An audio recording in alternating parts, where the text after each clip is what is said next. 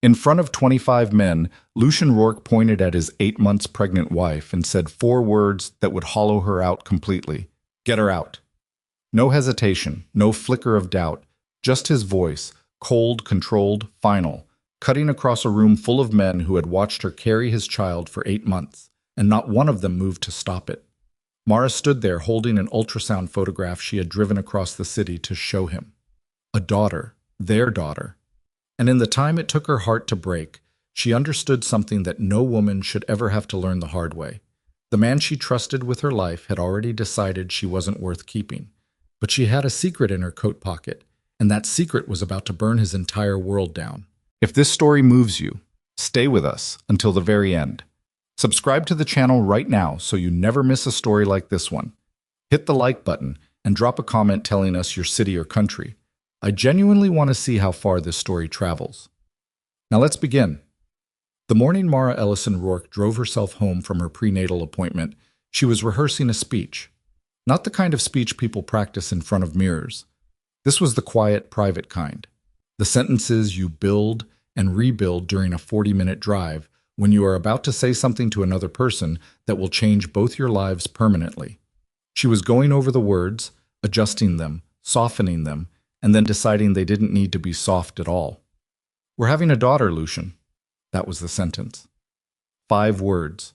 She had started with 12, then 10, then 7, and now it was 5, and she had decided 5 was enough because the truth didn't need decoration.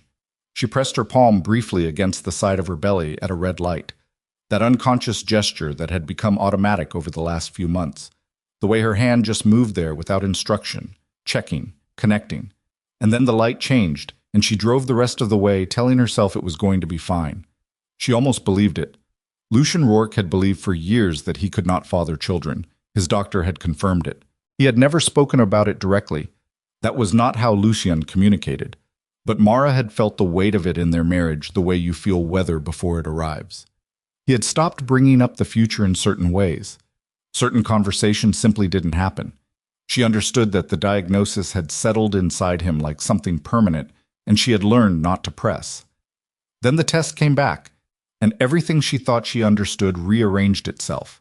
She had sat in the parking lot of the medical office for 11 minutes before she could make herself drive.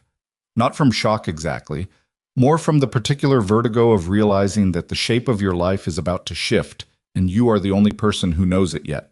She pulled up to the estate at 2:30 in the afternoon. The iron gate opened automatically. She parked in the side courtyard the way she always did when she didn't want the household staff making a production of her arrival.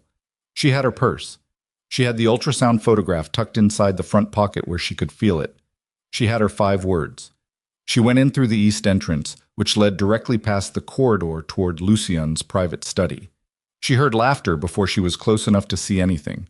It was a woman's laughter, low and comfortable, the kind of laugh that doesn't happen in front of an audience. The kind that means the person laughing is completely at ease with where they are and who they're with. Mara slowed without meaning to. The study door was not fully closed. There was a gap, 4, maybe 5 inches. And through that gap, the light from Lucian's desk lamp fell in a narrow stripe across the hallway floor. She could hear voices now, his voice, lower than hers. The woman's again. She told herself later that she didn't go to the door to spy. She went because she didn't know what else to do when her legs stopped moving forward on their own. She was 8 months pregnant and had been in a car for 40 minutes, and something in the sound of that laughter had turned her body cautious in a way she could not explain. She reached the doorway. Vivienne Marlowe was not someone Mara had worried about.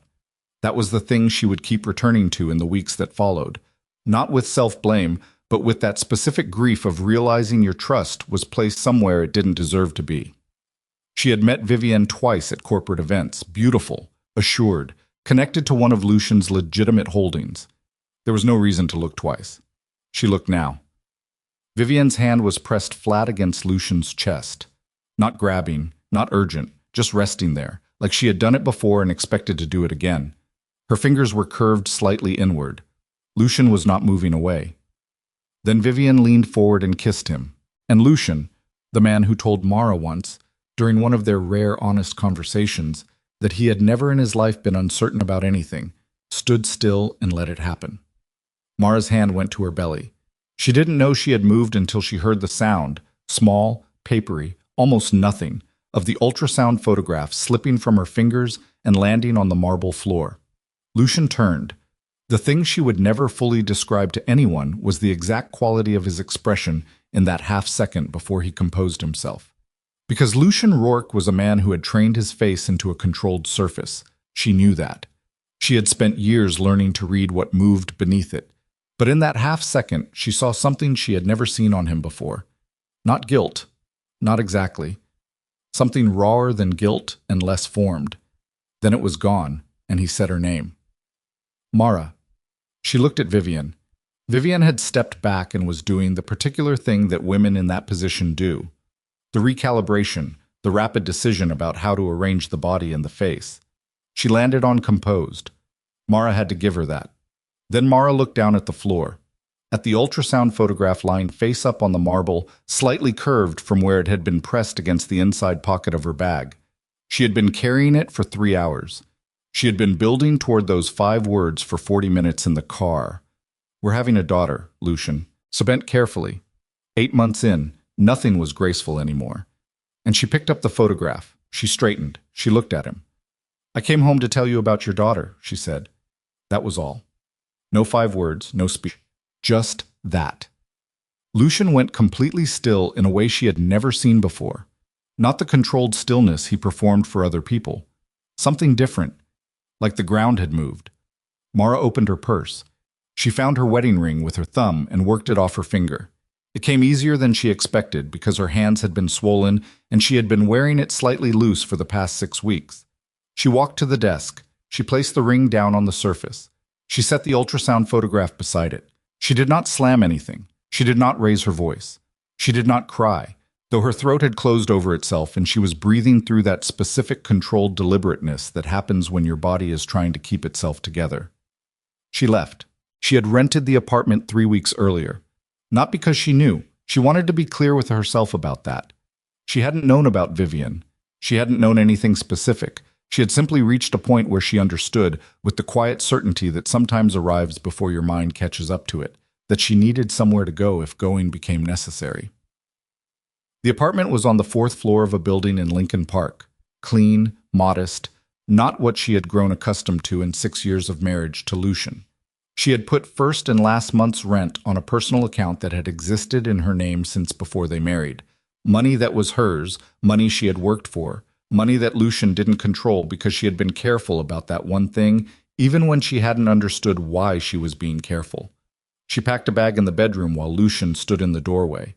He didn't try to stop her. He didn't explain. He said, twice, her name. Just her name, with something in it she didn't have the bandwidth to interpret right now. And she didn't respond either time because she genuinely had nothing to say that wouldn't either destroy her composure or say something she couldn't take back. She drove to the apartment. She sat on the edge of the rented bed with her coat still on. She was 8 months pregnant. She was alone. Her husband had just kissed another woman, and she had had the extraordinary experience of planning to deliver the most significant news of her marriage, and instead delivering it as an exit line. She put her hand on her belly. We're okay, she said quietly, to the room, to herself, to the small person who could probably hear her voice by now, according to everything she'd read. We're okay. She wasn't sure she meant it yet, but she said it. She did not expect what happened that evening. She had turned her phone off when she arrived at the apartment. Not to be unreachable, she left a message with her doctor's answering service with the new number because she was 8 months pregnant and not reckless, but because she needed a perimeter. 3 hours. Just 3 hours where Lucian could not reach into her silence and fill it with whatever version of the truth he had prepared. What she didn't know was that 3 hours after she left the estate, Lucian's inner circle had assembled. She would piece this together later from multiple sources, from what Elias Ward told her, from what she saw herself, from the one account she got from a man named Carver, who had been in that room and who seemed, in the weeks that followed, to be genuinely ashamed of what he had witnessed. Victor Sorin arrived at the estate with documents. Victor was Lucian's most trusted lieutenant. He had been at Lucian's right side for 11 years. He was methodical, precise, and had a way of presenting information that made it feel inevitable, like he wasn't delivering a conclusion, just revealing one that had already existed. What Victor delivered that evening was a set of phone records, printed, organized by date, highlighted in 3 places to draw the eye quickly. The record showed a pattern of calls between Mara's personal cell number and a man named Adrian Cross. Adrian Cross was a federal investigator. Victor explained in his quiet and precise way that these calls had been occurring for several months, that the frequency had increased in the weeks following Mara's pregnancy announcement, that based on the timing and duration of certain calls, it appeared that Mara had been providing information. Lucian read the documents. He had just been told he was going to be a father. He had just watched his wife leave. He was sitting in the middle of a day that had already dismantled his understanding of his own life twice before 6 in the evening. And Victor put those documents in front of him. She would think about that timing later, the precision of it, the specific vulnerability it required someone to understand. You would have to know that Lucian was already destabilized.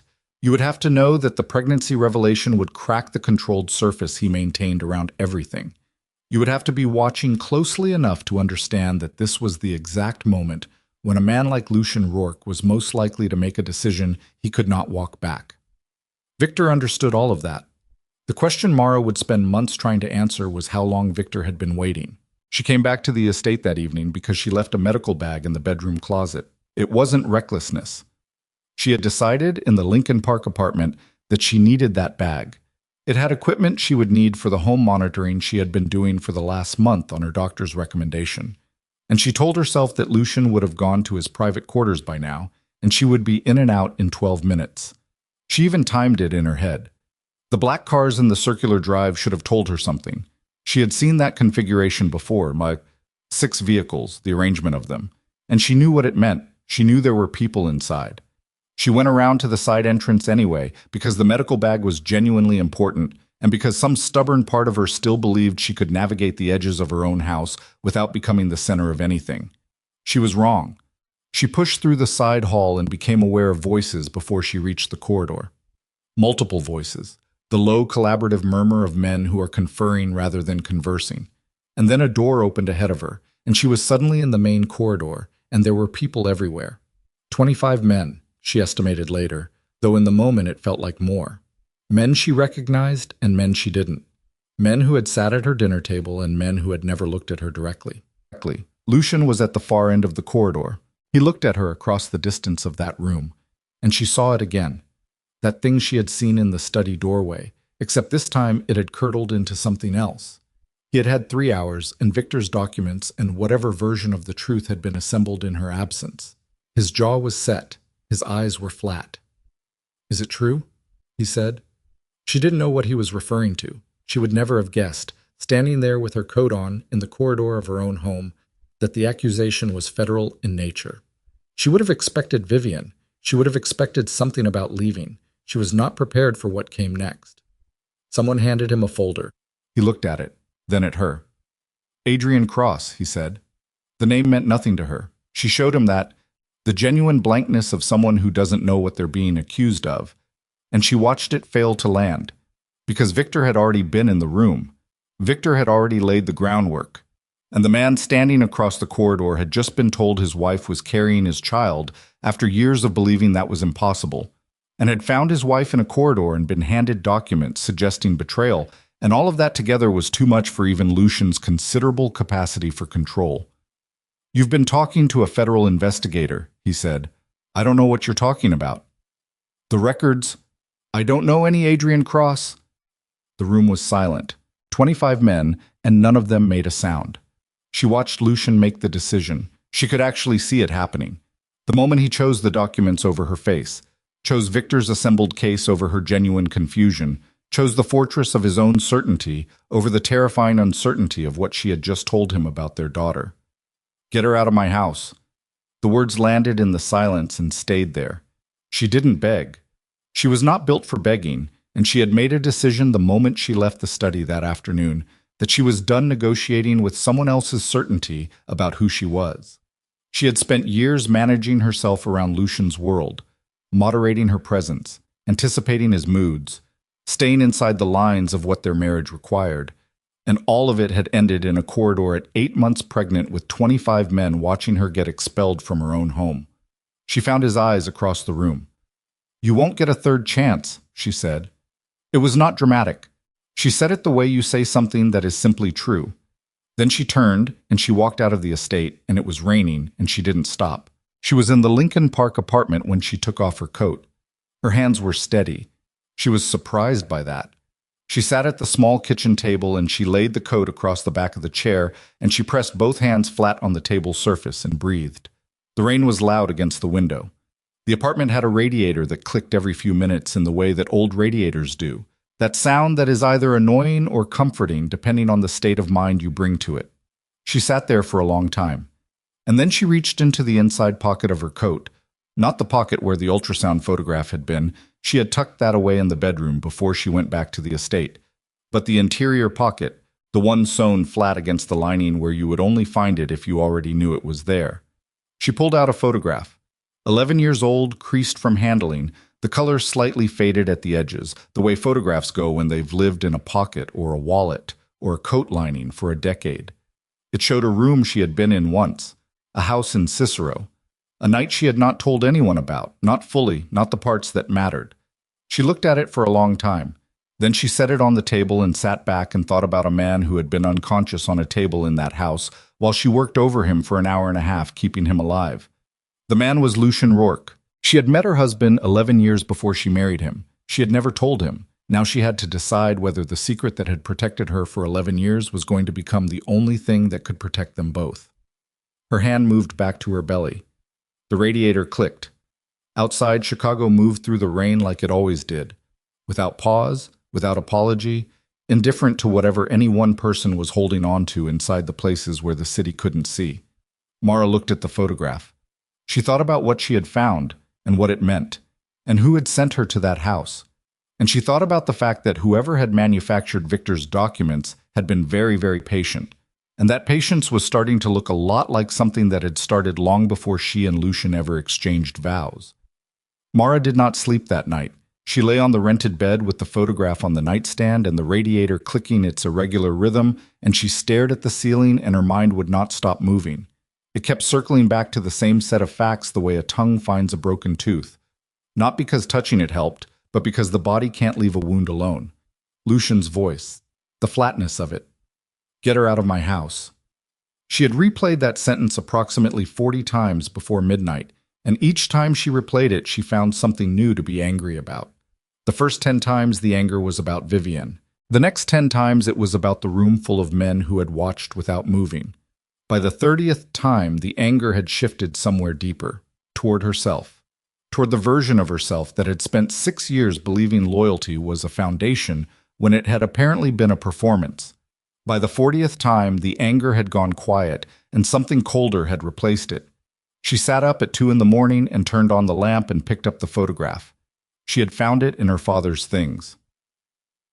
3 months after Graham Ellison died, a cardiac event, the death certificate said, sudden and without warning in a man who had no history of cardiac problems and who had passed a physical 11 weeks earlier. Mara had gone through his storage unit alone because she had no siblings, and her mother had been gone for years, and there was nobody else to do it. She had been methodical about it because being methodical was how she functioned when grief wanted to make her something other than functional. The photograph had been in a sealed envelope inside a fireproof lockbox with no label. Inside the envelope with the photograph was a handwritten note on her father's stationery. 6 words. "If something happens, find the house." She had kept it because she didn't know what else to do with it. She had told herself she would figure out what it meant when she had the bandwidth. And then months became years, and she married Lucian, and the photograph stayed in her coat pocket because moving it felt like doing something with it, and she wasn't ready to do something with it. Now she held it under the lamp and looked at every detail she had looked at before and tried to see something new. The room in the photograph was a living room. Modest furniture. One window visible in the background. On the wall, partially cut off by the frame, what appeared to be an address notation, the kind handwritten on masking tape that people put up in temporary spaces. She had stared at that notation so many times she could reproduce it from memory. 14. W. Cicero. The rest was out of frame. She set the photograph down. She thought about the night in Cicero. She had been 26 and working a private contract. Medical assistance, discreet. The kind of work that existed in the gray space between emergency medicine and things people needed to keep out of hospitals. She had done several of those contracts in her residency years when the rent was genuine and the hospital salary was not. You were careful. You asked enough questions to know you weren't walking into something criminal, and not so many that you became inconvenient. You did the work, and you got paid, and you didn't discuss it. The call had come through a contact she trusted. Female patient, the message said. Respiratory distress. Private residence, Cicero address. She had shown up with her bag and been let in by a man she never saw again and walked into a living room where the patient was not female. It was a man, unconscious, mid-30s, built like someone who had spent years being physically capable. He was on the couch with his shirt open, and his color was wrong, gray at the lips, the particular undertone that arrives when the heart is working inefficiently. And she had stopped thinking about the discrepancy between the message and the reality because there was no time. She worked on him for an hour and 40 minutes. At some point, he became conscious enough to track her with his eyes, though he wasn't capable of speech. She talked to patients when she worked, not because it necessarily helped, though evidence suggested it sometimes did, but because the silence felt wrong to her and filling it was automatic. She told him what she was doing. She told him he was going to be okay. She told him he had good color coming back, and that was true. The gray was retreating. He never spoke to her. When a second man arrived and took over, someone who introduced himself as a physician, but who she noted carried himself like someone who had other training underneath the medicine, she was asked to leave. She was paid in cash. She was told, in the particular tone that doesn't invite follow-up, that confidentiality was expected and appreciated. She had never connected that night to Lucian. She had never seen his face before their wedding day. It was only 6 months into their marriage, at an event where she saw his forearm below a rolled-up cuff, that she saw the scar. A specific scar, 3 inches, slightly curved, left inner forearm, that she recognized because she had been the one who placed the IV line that left it, in a living room in Cicero, on a night when she kept a stranger alive and never learned his name. She hadn't said anything. She had gone to the bathroom of whatever event they were at and stood at the sink with cold water running over her wrists and thought very carefully about what the recognition meant. Then she had decided it meant nothing she could act on. She hadn't known who he was that night. She had done her job. She had left. Whatever had put him in that room was not her history, but she kept the photograph because her father's note said, if something happens, and something had happened to her father. She called Elias Ward at 6:45 in the morning. She had met Elias 3 years earlier through a colleague who described him as useful in complicated situations, which was a description she had filed away and not examined until now. He was former military, medical corps initially, then a longer period in something he described only as field assessment, which she took to mean the kind of work where the assessment part occasionally required a weapon. He had transitioned to private security and consulting and had done contract work in Chicago long enough to know how the city's invisible structures operated. He picked up on the second ring, which told her he had seen her name and decided not to make her wait. Mara. I need help, she said. No preamble. I need someone I can trust, and I need it to not go anywhere. A pause. Not long. Where are you? She gave him the Lincoln Park address. He arrived at 8:15 with coffee, 2 cups, which she appreciated because it suggested he had thought about her and not just the situation. And he sat across from her at the small kitchen table, and he looked at her the way people look when they're taking inventory without making it obvious. How far along are you again? 8 months and 11 days. And you're alone? Yes. He looked at the photograph she had put on the table between them. Tell me everything, he said. From the beginning. She told him about Cicero, about her father's lockbox, about the note, about the scar on Lucian's arm. She told him about the evening at the estate, about Victor and the folder and the corridor full of men. She told him about Adrian Cross, the name she didn't recognize but which had apparently been used to build a case against her. Elias listened without interrupting, which was one of the qualities she trusted most in him. He drank his coffee and he looked at the photograph occasionally and he let her finish. Then he said, The contact who sent you to Cicero that night, what happened to them? She paused. She had not thought about that specifically. I don't know. We lost touch. Try to find them. Don't call from your regular number. He pulled a phone from his jacket, a basic model, clearly purchased for this kind of use, and set it on the table. There's one number in there, mine. Everything else, you ask me first. You believe me? I believe that what you're describing has a shape to it, he said, and the shape isn't coincidence. It took Elias 4 days to find the name Silas Vane. He arrived at the Lincoln Park apartment on a Tuesday evening with a folder that was not thick, maybe 20 pages, but which he set on the table with the specific care of someone placing something heavier than its weight. Silas Vane, he said, 62. Built his primary wealth in medical logistics, transportation networks for pharmaceutical and biological materials, mostly Midwest and Great Lakes region, publicly legitimate. Privately, he paused and chose his word, complicated. Mara opened the folder. Your father worked transport contracts in that region for 11 years, Elias said. I found the overlap. 3 routes, minimum. Possibly more that aren't documented. She looked up. Graham was transporting for Vane's network? Transporting through it, maybe without knowing everything he was carrying. Elias sat down. That's the part I can't confirm yet. But the routes match, and the timing matches, and the man who coordinated the medical side of Vane's operation. He reached across and turned to a page near the back of the folder. Was a physician named Dr. Everett Halden. She looked at the name and something moved in her chest. Halden, she said. You know him. He's Lucian's physician, has been for years. She set the page down. Her voice was careful and controlled, and underneath it something was gaining speed. He's the one who told Lucian he was infertile. Elias looked at her steadily. That's what I was about to say. The apartment was very quiet. Someone wanted Lucian to believe he couldn't have children, Mara said. She was working it through out loud, which was how she processed when the information was moving faster than her ability to organize it, so that if I ever got pregnant, he would assume it wasn't his. She pressed both hands flat on the table. The phone records Victor brought, the ones with Adrian Cross's name. Fabricated, Elias said. I don't have proof yet, but the pattern is consistent with manufactured documentation. Someone with access to telecommunications data or a convincing facsimile of it. He paused. Victor Soren has had that kind of access. She breathed through it. Victor. Victor has been moving information for someone outside the organization for a long time. My estimate is at least 3 years, maybe more. She looked at him.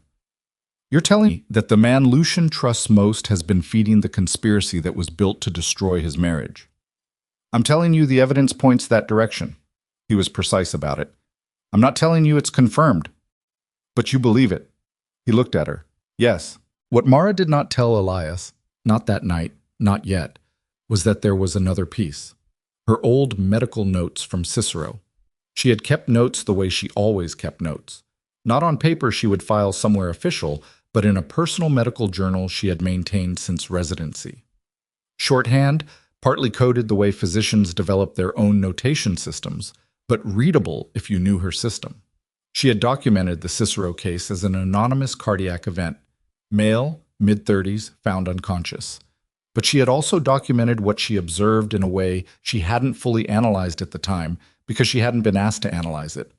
The presentation didn't fit a spontaneous cardiac event. The specific pattern of arrhythmia she had documented, she knew it better now than she had at 26, was consistent with certain chemical interventions, substances that could destabilize cardiac rhythm without leaving obvious markers if the window for detection was missed. Lucian hadn't had a cardiac event that night. He had been poisoned. She sat with that knowledge in the Lincoln Park apartment while the radiator clicked and her daughter moved inside her in the slow-rolling way that had become familiar over the past weeks. And she understood something that felt like it was rearranging the furniture of everything she thought she knew. Someone had tried to kill Lucian 11 years ago. Someone had then constructed an 11-year architecture of lies around his body, his fertility, his marriage, and his trust. And the same person, or network of people, had sent a 26-year-old nurse to keep him alive on the night of the attempt, which meant someone had wanted him alive then. The question that kept her awake was why the calculus had apparently changed. On the 9th day after she left the estate, a messenger arrived at her apartment building. She had not given this address to anyone connected to Lucian's world except Elias, and she had given it to Elias in person. So the arrival of a sealed envelope with her name written in a hand she didn't recognize landed with a specific kind of weight. She looked at it for a long time before she opened it. Inside was a single page.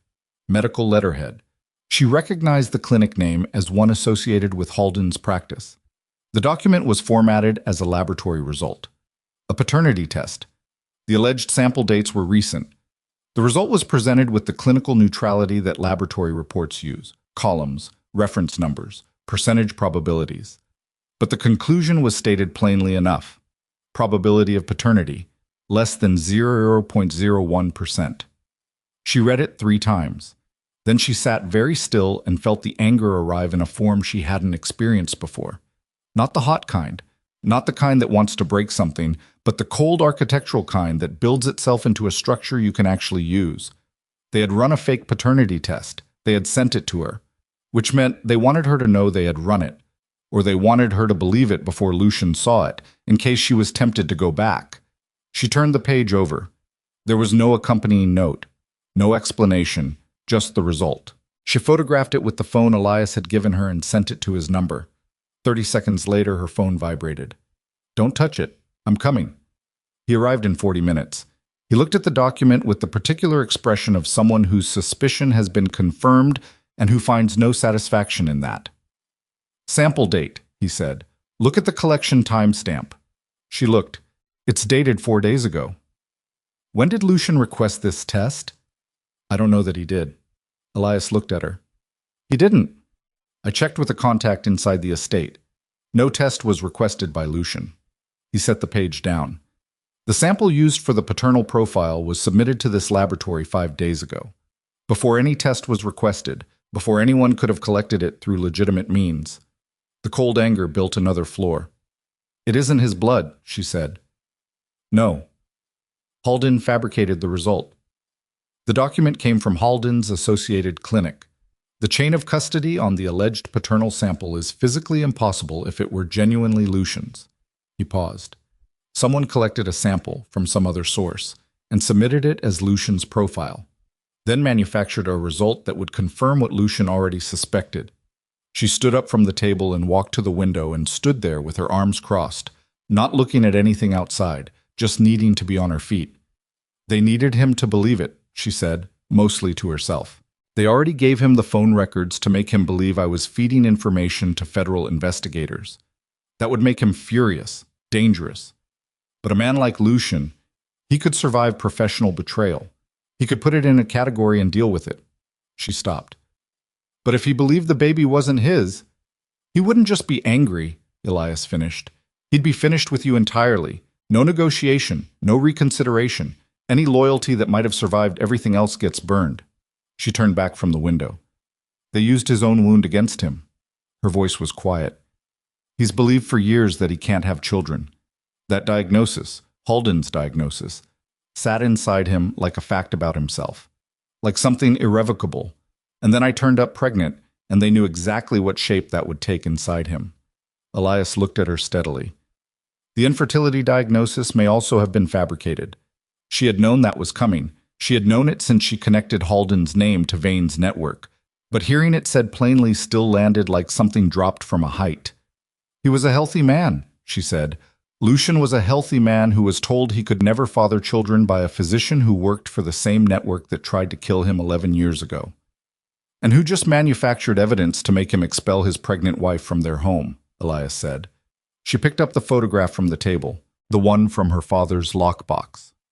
She looked at the room in Cicero, the modest furniture, the partial address on the wall, and she thought about the physician who had arrived that night to take over from her, who she had registered in her professional way as someone with other training underneath the medicine. "I need to find out who the second man was," she said, "the one who arrived that night and took over." "I'm already looking," Elias said. 2 days later, Elias called her on the secure phone. "Halden is talking to federal people," he said, without greeting. "Not in custody. Voluntarily. There's an immunity arrangement being constructed." She sat down. "Who's arranging it?" "Vane. Indirectly, through legal representation. But the structure of it—" He paused, and she heard him choose his words. "The structure of it would allow Halden to reframe the entire Cicero network as a legitimate medical operation with irregular bookkeeping. Any criminal exposure for Vane's people gets absorbed by lower-level operatives. Halden gets immunity, and any testimony Halden might otherwise give about the poisoning, about the diagnosis, about the paternity fabrication, all of that becomes controlled. If the deal goes through, she said, they can rewrite everything. In a way that becomes very difficult to challenge, yes. She looked at the window. The light outside was the particular flat gray of Chicago in November, the kind that makes everything look slightly temporary. How long do we have? The arrangement isn't finalized. Days, maybe. A week at the outside. She picked up the photograph. She thought about her father, who had driven transport routes through a medical network he may or may not have understood, and who had died of a cardiac event at 61 with a clean physical on record 11 weeks prior. She thought about a man unconscious on a couch in Cicero with his color going wrong at the lips. She thought about Lucian standing across a corridor saying, "Get her out of my house," with 25 men watching.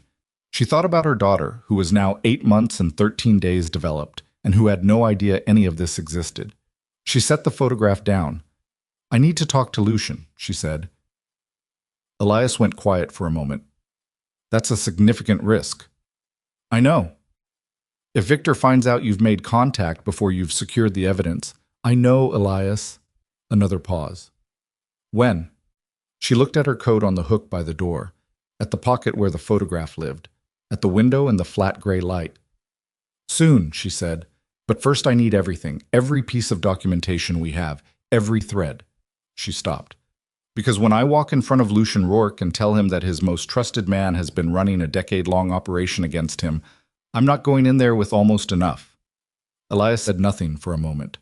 Then, "There's something else." She waited. "The contact who sent you to Cicero that night," he said. "I found them." Her hand tightened slightly on the phone.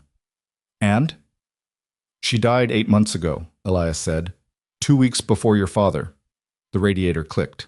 Mara sat with the phone against her ear, and the cold anger built its highest floor yet, and she understood, with a clarity that felt almost physical, that she was not looking at a series of misfortunes or coincidences or the ordinary cruelties that lives accumulate. She was looking at a pattern. She was looking at a campaign.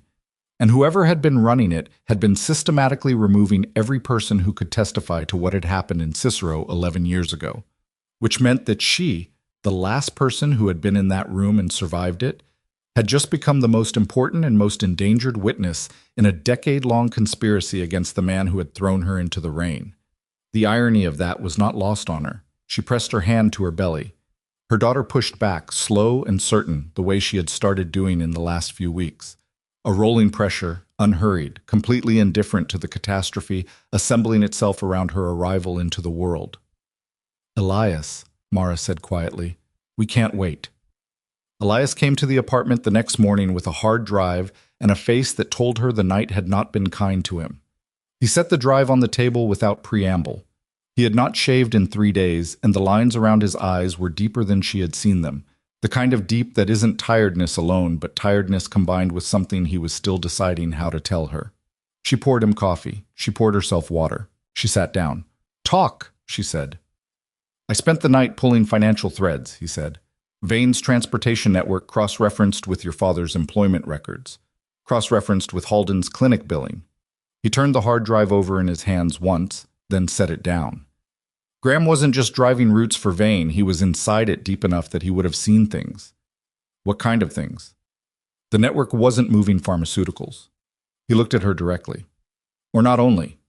There were biological materials, samples, the kind of materials that have specific legal handling requirements that Vane was systematically bypassing.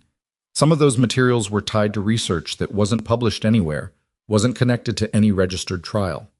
Mara set her water glass down carefully. "What was the research?" "I don't know yet, but whatever it was, it required live subject data, and it required people who could collect that data without asking questions." He paused. Halden was the collection point. He was running physicals, diagnostics, collecting samples from patients who didn't know their data was going anywhere. Including Lucian. Including Lucian. She sat with that. The radiator was quiet this morning. The flat gray light had thickened overnight into something closer to fog, and the window gave her nothing to look at except the diffuse whiteness of a November sky that couldn't decide whether to snow. The infertility diagnosis, she said slowly, may have been a cover for something Halden found in Lucian's blood work that he wasn't supposed to find, Elias said, or a way to establish ongoing access. If Lucian believed he had a chronic condition being managed by Halden, he'd keep coming back. Regular appointments, regular samples. She pressed her fingers against her temple. Halden had continuous access to Lucian's biology for years. Years, Elias confirmed. And the night in Cicero, the poisoning. My best theory is that someone inside Vane's network wanted Lucian gone before he discovered the operation. Someone arranged the cardiac event. Someone else, and I don't know who yet, which is the part that keeps me up, decided Lucian was more valuable alive and sent you to save him. Without telling me who he was. Without telling you anything. Elias leaned back. You were 26. You were capable. You were connected to Graham, which meant someone in that network could reach you. And you were clean. No affiliation. No leverage. Someone who would do the job and not understand what it meant. She stood up. She couldn't stay seated anymore. She walked to the window and stood there and put her hand on the glass, and the cold came through immediately, sharp and clean. My father found out what he was transporting, she said. That's what the physical evidence suggests. And then he died of a cardiac event. Yes, the same kind of event that Lucian survived in Cicero. Mara, say it, she said. She didn't turn around. Say the thing you've been working up to since you walked in. Behind her, she heard him exhale. I believe your father was killed by the same method used on Lucian. I believe he discovered something about the network that made him a liability. I believe his death was designed to look natural, and that it would have looked natural indefinitely if you hadn't kept the photograph and if Lucian's situation hadn't forced you to start pulling threads. She stood at the window for a long time. The glass was fogged at the edges from her breath. She had buried her father. She had stood at a graveside in November, a different November 4 years ago, but the same cold, the same flat sky. And she had held herself together the way she always held herself together in public. And she had gone home afterward and sat in the same kind of quiet she was sitting in now. She had not known. She had grieved him as a loss and not as a murder. And the difference between those two things was not abstract. It lived in a specific location in the chest. She turned back from the window. We move now, she said. Whatever we have, we move with it. They arranged to meet Lucian on the lakefront. It was Elias's suggestion. Open space, visible from multiple angles. No controlled interior where Victor's people could have the room wired in advance. Mara had agreed, and then she had spent 2 hours the night before trying to decide how to reach Lucian directly. Not through the estate switchboard, not through any channel that Victor could intercept. She used a number she had memorized 3 years ago and never used. A private line that Lucian had given her once during a particularly difficult stretch of their marriage, pressing a card into her hand and saying, without elaboration, that this number would always reach him personally. She had filed the number in the organized archive of her mind and never needed it until now. He picked up on the first ring. She said, I need 1 hour. Lakefront, the bench at the north end of Olive Park. Come alone. A silence that lasted 4 full seconds. When? He said. Tomorrow morning, 7. Another silence. I'll be there. He didn't ask her how she was. He didn't mention the corridor or the rain or the 25 men. She didn't either. There was a version of that conversation that needed to happen, but it wasn't the version that went first. I was already at this bench when she arrived. She had expected that. Lucian Rourke did not arrive after other people. It was a control habit so deeply embedded she wasn't sure he was aware of it. He was sitting with his coat collar turned up against the wind off the lake, his hands in his pockets, watching the water. The morning was brutally cold, the kind of Chicago cold that is not theatrical, just relentless, pressing against every exposed surface, with the patience of something that has been doing this for 10,000 years and will still be doing it long after the city is gone. She sat beside him on the bench, not close. The distance of two people who have history and wound and no agreed-upon protocol for either. She looked at the lake, too, for a moment. She needed a moment. You came alone, she said. You asked me to. That hasn't always been a sufficient reason. He said nothing, which was an acknowledgement. She pulled the folder from inside her coat. Elias had prepared a condensed version, the core documentation without the supporting materials, something she could carry on her body, and she set it on the bench between them. "Before you open that," she said, "I need to tell you something that I should have told you before we were married. I didn't, and I'm not going to construct a justification for that. I'm just going to tell you." He looked at her then, the first direct look. His face was controlled the way it was always controlled in situations that mattered, but underneath it she had spent 6 years learning the particular tells. The slight tension at the jaw that wasn't anger, that was something closer to bracing. She told him about Cicero. She told him all of it. The call that came in for a female patient. The address. The man on the couch with wrong color at his lips. An hour and 40 minutes. The second man arriving and taking over. The cash and the instruction about confidentiality. She told him about the scar. 6 months into our marriage, she said, I recognized it. The IV scar on your forearm. I knew where it came from because I put it there. He was very still. Why didn't you tell me? He said. Not a question the way questions normally are. More like something he needed to hear himself ask. Because I didn't know if you knew. She held his gaze. Because if you already knew you'd been poisoned and had never told me, then telling you I knew was a different kind of conversation. And if you didn't know, then I was telling you something about your own body and your own history that was going to demand a response I wasn't sure either of us was ready for. So you kept it? Yes. For 6 years? Yes. He looked back at the lake. A muscle in his jaw moved once and then went still. She waited. She had learned to wait with Lucian, not the passive waiting of someone without options, but the strategic waiting of someone who understood that crowding him in certain moments produced offenses rather than honesty. Open the folder, she said. He opened it. She watched his face as he read. He was good at controlling it. But there is a quality of silence that changes when someone reads something that lands in the body rather than just the mind, and she watched that quality change 3 times as he moved through the pages. The first time was when he reached the documentation connecting Halden to Vane's network. The second time was when he reached Elias's analysis of the paternity test, the collection timestamp, the physical impossibility of the chain of custody. The third time was when he reached the section on Graham Ellison's death. He closed the folder. He sat with it in his hands for a moment. Then he said, "The paternity test." "Fabricated," she said.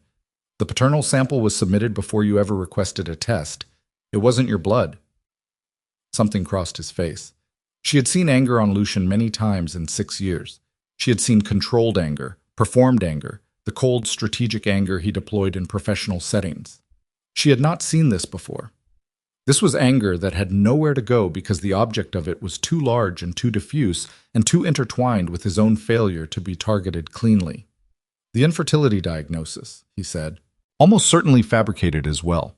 Halden had ongoing access to your biology for years. The diagnosis gave him a reason for regular appointments and regular samples.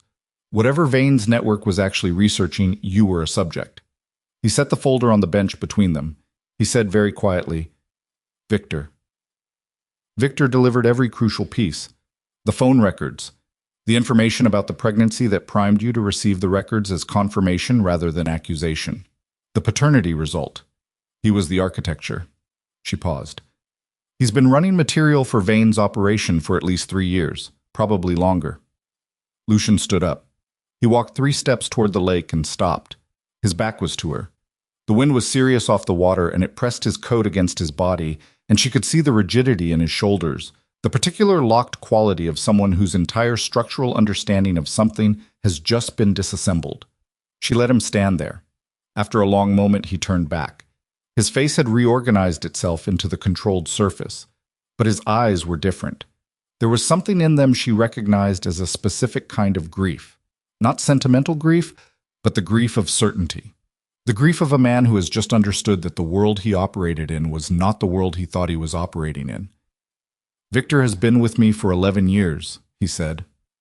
"I know. Since before you. I know, Lucian. I was at our—" He stopped. "I know," she said again, more quietly. The wind moved between them. She watched him make a decision. She could see it the way she had seen the decision in the corridor, but this time the thing being decided was different. Not who to believe. whether to believe any of it at all, or whether to retreat into the fortress of his own certainty, where at least the walls were familiar. "Vivian," she said. He looked at her. "I'm not bringing this to you as a negotiation," she said. "I'm not telling you about Halden and Victor and Vane so that you'll reconsider what you saw in that corridor. What happened in the study was real. That wasn't manufactured. Nobody put Vivian's hand on your chest." His jaw tightened. "I know that," he said. "I need to hear that you know it." "I said I know it. Because everything else in this folder is a lie that was built around that one true thing," she said. "Someone needed you primed for betrayal. They used a real wound to make the manufactured wounds believable. And I need you to understand the difference, because the conspiracy does not excuse the affair. Those are two separate things, and they're going to stay two separate things." He looked at her for a long moment. "You're right," he said. It was two words, and he said them without elaboration or defense, and they landed with a weight that told her it cost him something to say them. She accepted them and didn't press. "There's a time problem," she said. "Halden is in negotiations for a federal immunity deal. Vane is engineering it. If it goes through, the entire network gets reframed as a legitimate operation, and Halden's testimony becomes controlled. We have days." Lucian came back to the bench. He picked up the folder. "What do you need?" he said. "Everything you have on Victor's external communications. Access to the financial records that would document Vane's payments inside your organization. Anything that connects Halden's access to your medical history to the Cicero network." He nodded once. "And Lucian?" She waited until he met her eyes. "Elias has a contact at the federal level. Adrian Cross." Something moved across his face. "I know," she said. "That name was used against me. Cross is real. He's a federal investigator, and he was investigating Vane's network independently. Victor used his name in the fabricated phone records because it was a name that was already in circulation, already connected to a real investigation. If Cross gets the documentation we have, he can move on Halden before the immunity deal closes." Lucian was quiet for a moment. "You're asking me to hand material to a federal investigator?" "Yes." He looked at the lake. "If I do that, I know what it costs," she said. "I know exactly what it costs." She did know. Handing material to a federal investigator was not a neutral action for a man in Lucian's position. It was a door that, once opened, did not close. It meant the structure of the organization, the criminal structure, the operations and the accounts, and the partnerships that had nothing to do with Vane's conspiracy became visible. She was asking him to choose between the empire and everything else. He stood there in the lakefront cold and looked at the water. She waited. Then his phone rang. He looked at it. The number was an internal line. She could see enough of the screen to recognize the prefix. Someone at the estate. He answered. He listened for approximately 15 seconds. His face did not change. He ended the call. He looked at her. "Elias Ward," he said. She felt it before he finished the sentence. The specific cold that has nothing to do with weather. "Vane's people have him," Lucian said. "They're asking for everything we have, the documentation, the hard drive, your father's photograph, all of it." He paused. "In exchange, they'll let Ward go." She stood up from the bench. Her legs were completely steady, which surprised her. She had expected some physical response, a tremor, the knees going uncertain, but her body had apparently decided this was not the moment for that. "How did they know about Elias?" she said. It wasn't really a question. "Someone told them," Lucian said. She looked at him. He met her eyes. "Not me," he said. And the steadiness of it was the steadiness of someone stating a fact, not defending themselves. She believed him. She wasn't sure that made it better. "They're monitoring the apartment," she said. "Or they were already watching Elias before I contacted him." She pressed her hand against the side of her belly, the automatic gesture, the check-in, and breathed. "Or there's someone else." "Someone else," Lucian repeated. "Someone who knew I'd gone to Elias. Someone who knew enough about our movements to time this for after I'd shown you the documentation." She looked at him. "Who knew you were meeting me this morning?" Lucian went still in the absolute way. "I told no one," he said. "Think." "Mara, I told no one. I received your call and I came." "Your phone." He pulled it from his pocket and looked at it, and she watched the understanding arrive on his face. Slow, because it was the kind of understanding the mind resists, the kind that requires accepting that the intrusion is deeper than you calculated. Victor's people have access to my call records in real time, he said. They knew the moment I called you this morning. And they've had time since then to move on Ward. She closed her eyes for exactly 2 seconds. Then she opened them. We can't give them the documentation, she said. The moment we hand it over, every piece of evidence disappears, and Elias... She stopped. She did not finish that sentence. She made herself not finish it. Lucian looked at her. He's alive. They said alive. They said, Vane wants the evidence neutralized, not a body count. And you trust that? I trust that Vane is a businessman and bodies create complications he doesn't need right now when he's trying to close an immunity deal. She looked at the lake. The water was steel gray and choppy, moving in short, urgent waves that went nowhere in particular. Then we have to move before they recalculate, she said. We can't wait for the immunity deal. We can't negotiate. We hand everything to Cross directly, and we do it now, and we accept what comes after. Lucian said nothing. She turned to him. Everything, Lucian. Her voice was quiet and completely without softness. Victor's records, the financial documentation, the Vane connections, everything inside your organization that touches any of this, all of it goes to Cross. She watched him understand the full weight of what she was saying. The empire. 20 years. The structure that had defined him before she existed in his life. The thing he had protected through every version of himself since before he was the man she married. If I do that, he said carefully, it doesn't end cleanly. There are people who go down in that. Not just Vane, not just Victor. I know. People who aren't part of this conspiracy. I know, Lucian. She held his gaze and did not look away. But Elias is somewhere in this city right now because he helped me, and my father is in the ground. And your doctor has been running experiments on your body for a decade, and someone tried to kill you 11 years ago and has spent 11 years since managing what you're allowed to believe about yourself. She paused. And you have a daughter who is going to be born into whatever world you decide to build for her. The wind came off the lake hard enough that she had to brace slightly. Lucian looked at her. The controlled surface was still there, but it was not in service of anything she recognized from their marriage. It was not the surface he used to keep her at a managed distance. It was the surface a person uses when they are holding something very large and very fragile at the same time, and they cannot afford to drop it. Where's the hard drive? He said. Safe. Specific enough for me to be useful.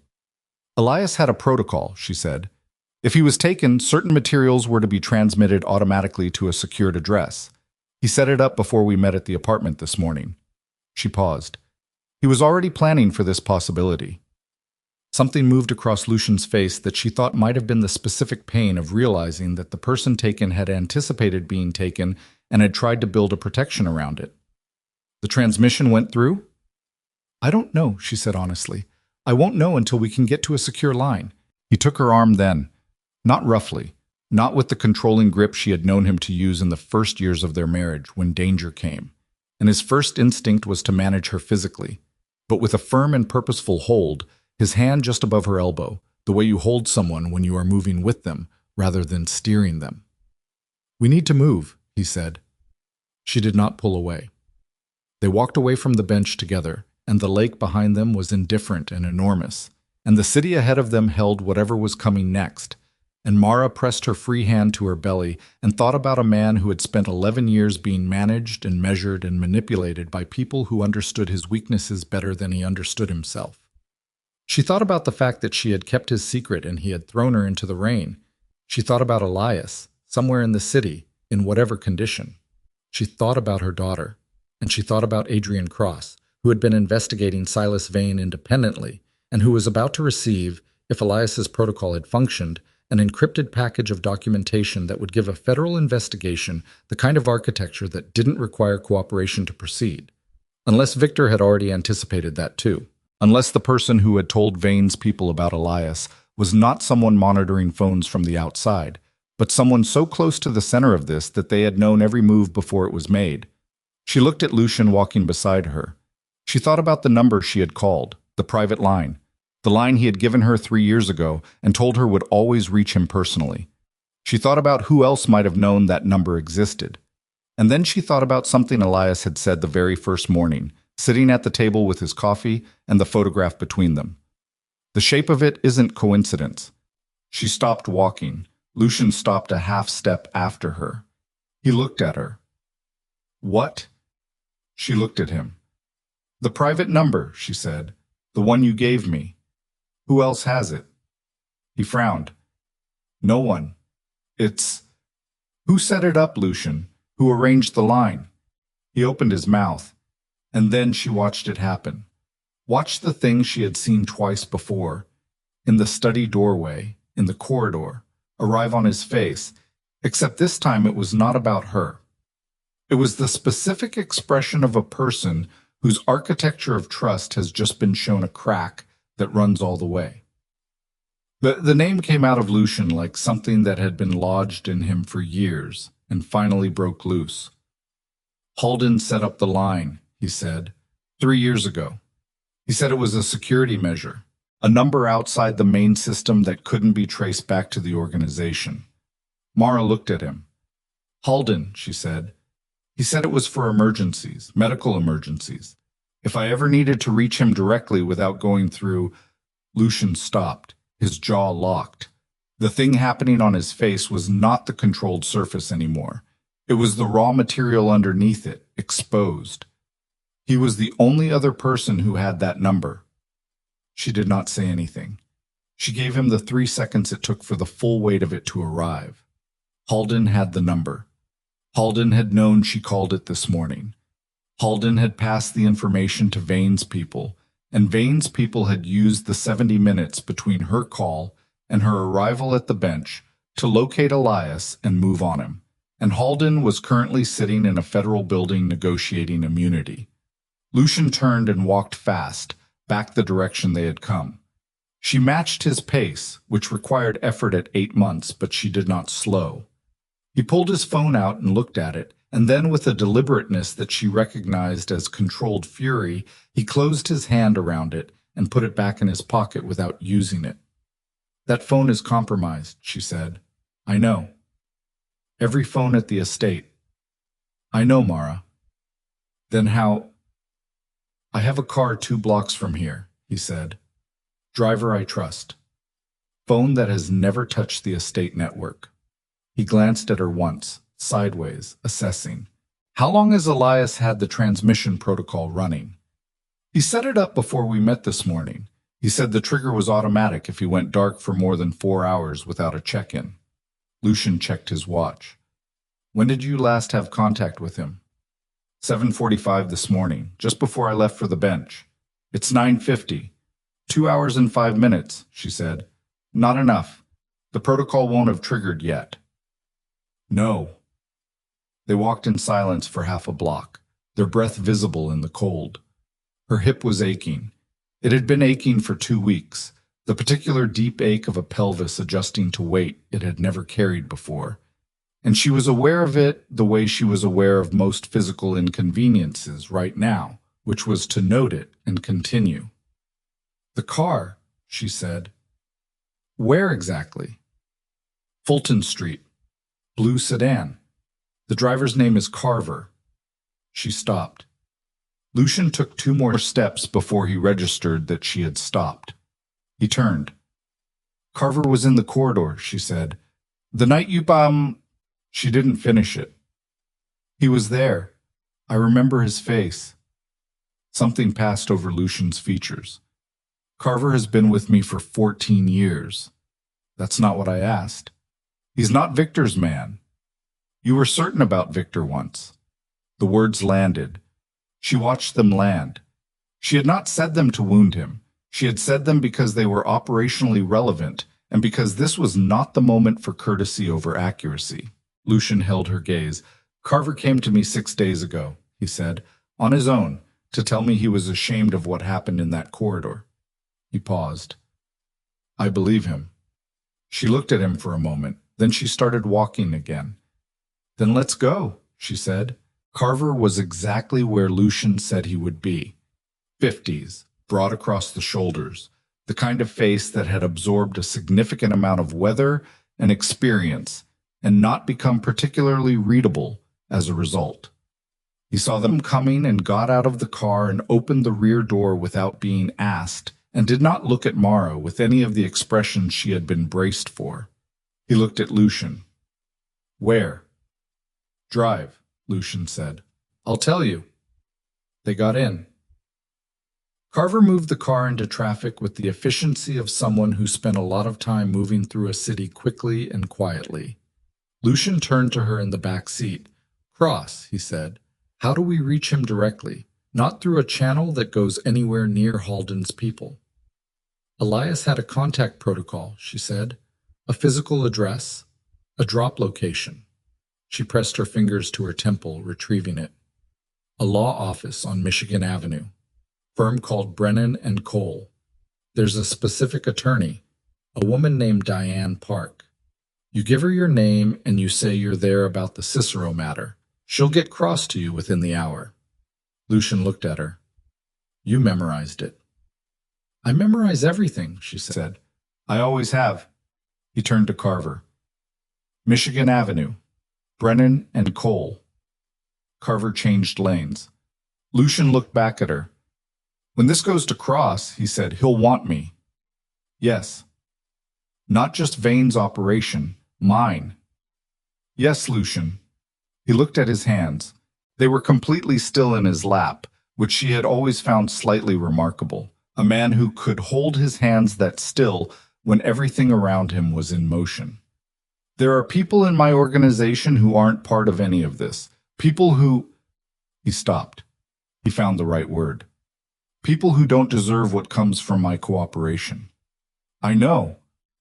I can't protect all of them." "No." He looked at her. "You understand that when I walk into that law office, what I had is over." She held his gaze. "I understand that you built something on a foundation that was poisoned before you knew it was poisoned," she said.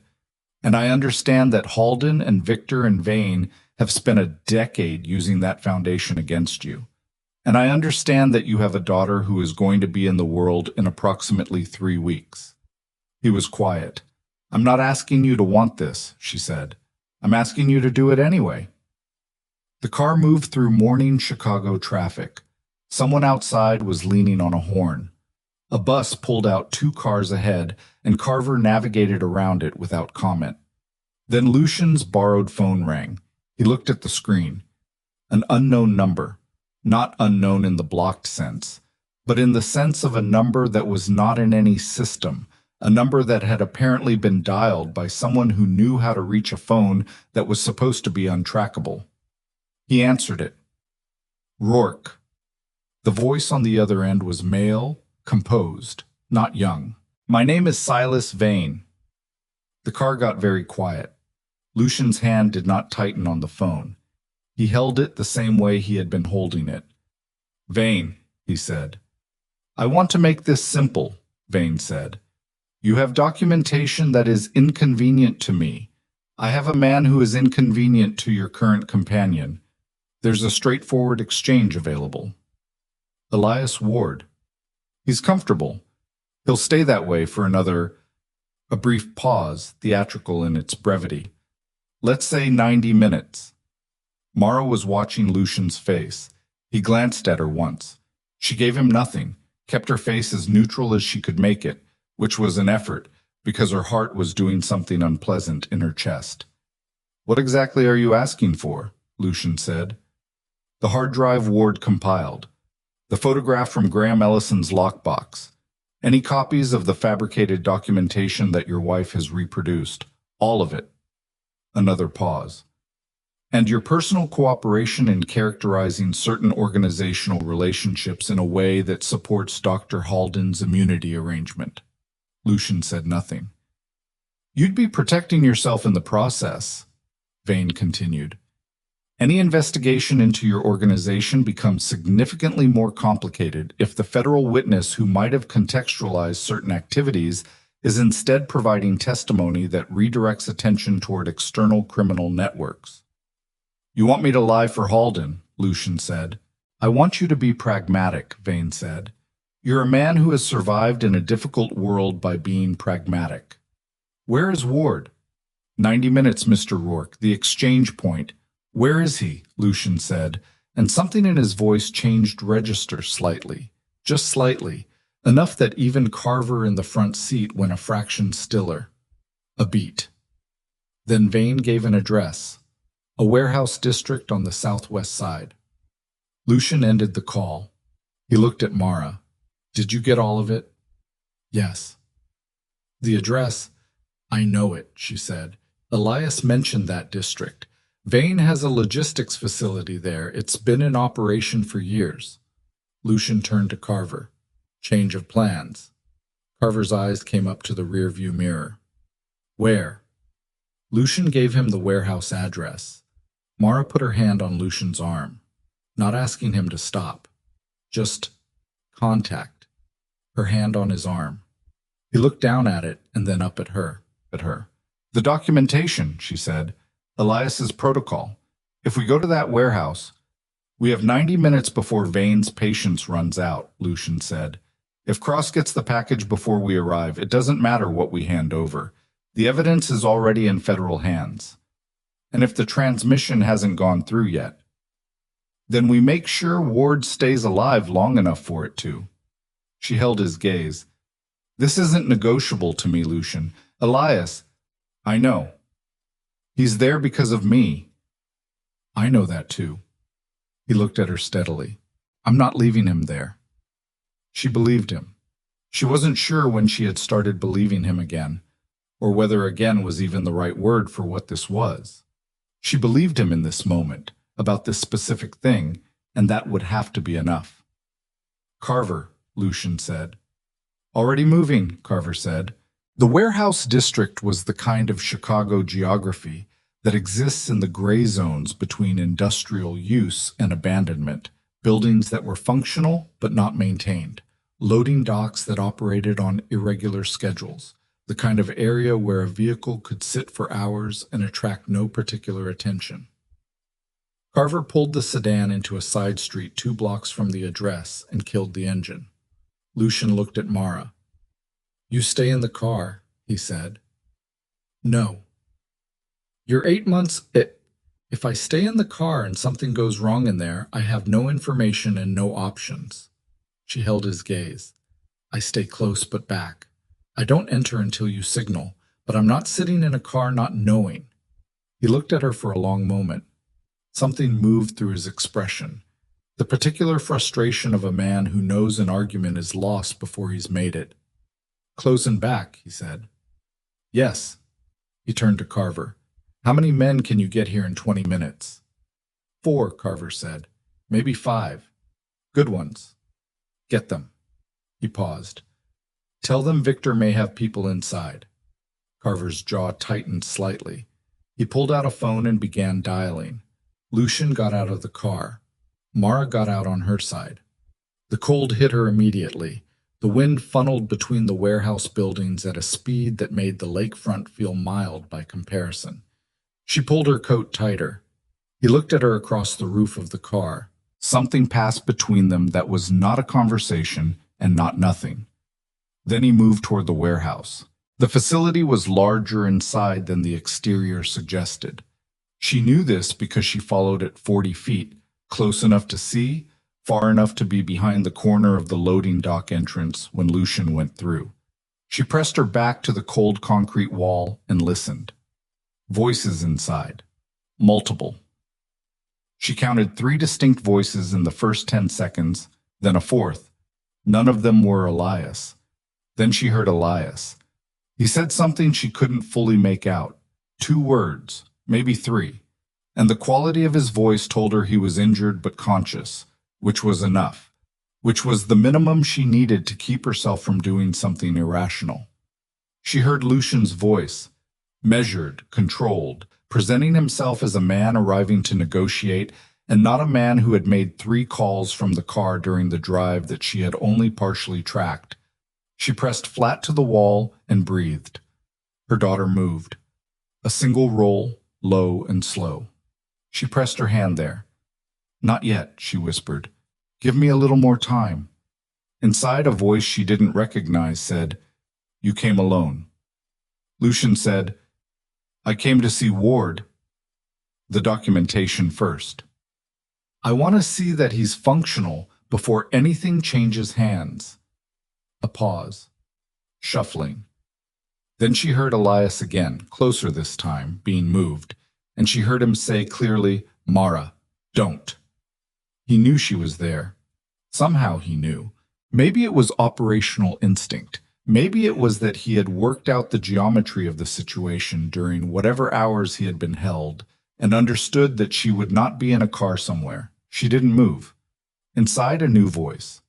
Different quality. Educated. Slightly removed from the immediate scene, the way a person is removed when they are accustomed to having other people manage the physical details of their instructions. Silas Vane. "Mr. Rourke," he said, "I appreciate the personal appearance. I was somewhat concerned you might attempt an alternative approach." "I'm here to make an exchange," Lucian said. "The documentation." "Yes. All of it. Everything Ward compiled. Everything my wife has." A beat. "And the photograph." "Yes." "And your cooperation with Dr. Halden's arrangement." Lucian said, "That too." Mara closed her eyes for 2 seconds. She knew what he was doing. She had watched him negotiate for 6 years across tables where the stakes were never small, and she understood the particular architecture of what he was building right now. The scaffolding of apparent compliance, the way you keep the other person's attention on what they think they're getting while the actual transaction happens elsewhere. She understood it. She still had to make herself stay at the wall. "The hard drive," Vane said. "It'll be here in 10 minutes, Lucian said. "I didn't carry it on my body. I'm not an amateur." "No," Vane said. "You're not." A pause. "I've always respected what you built, Mr. Rourke. It's unfortunate that your current situation requires its dismantling." "Unfortunate," Lucian said. "These things happen when personal entanglements compromise professional judgment." Another pause, and in it she could hear the particular pleasure of a man who enjoys having the room. "The woman was always a vulnerability.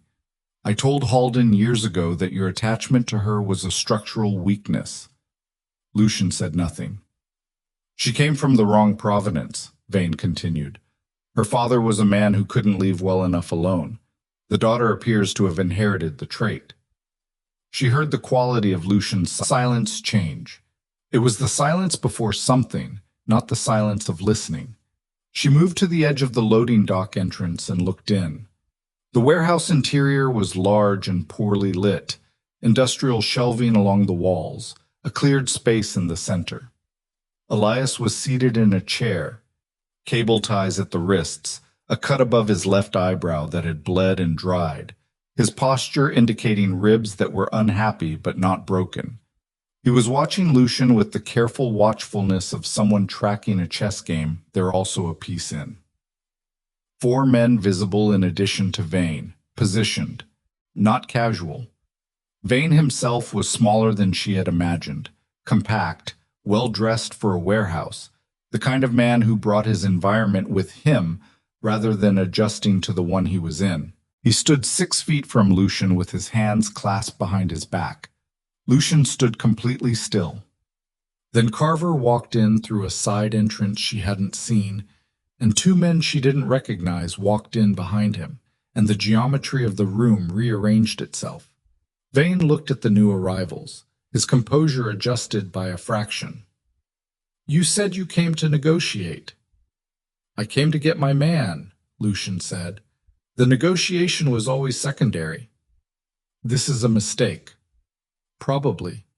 Lucian moved toward Elias. "But I'm making it anyway."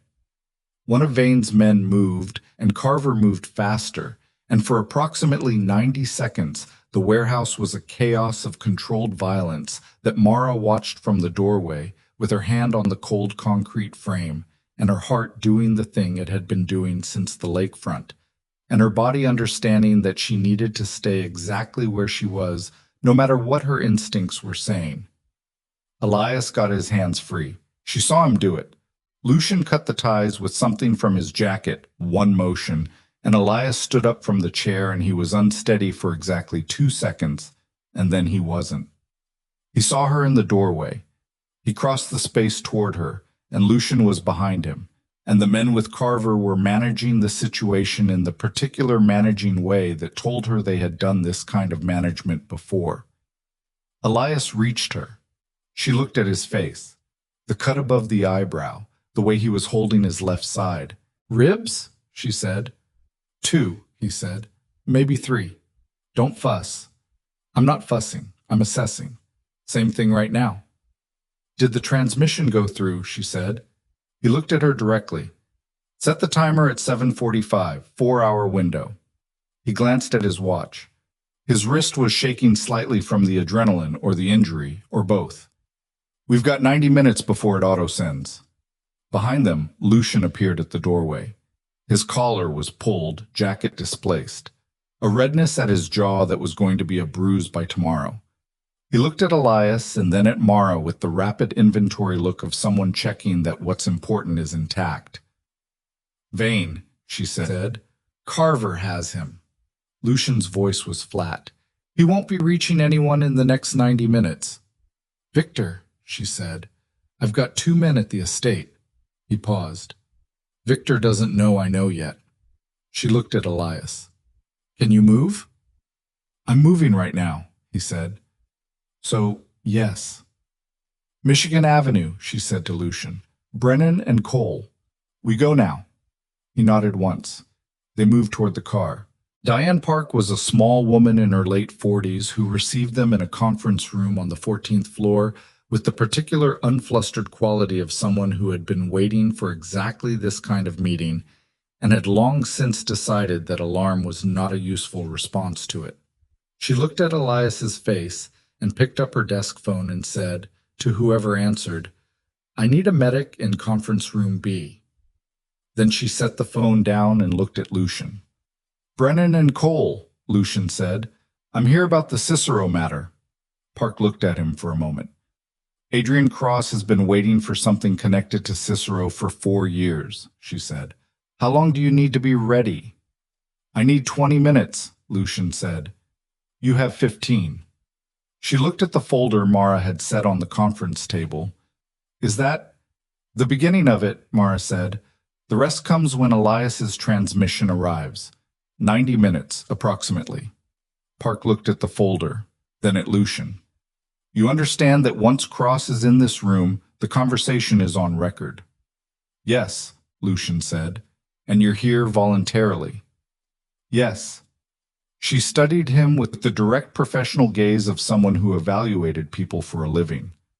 "All right," she said. She left the room to make the call. Elias lowered himself into a chair with the careful movement of a man managing damaged ribs, and a woman who appeared to be a physician's assistant came through a side door and began looking at the cut above his eyebrow with a small light.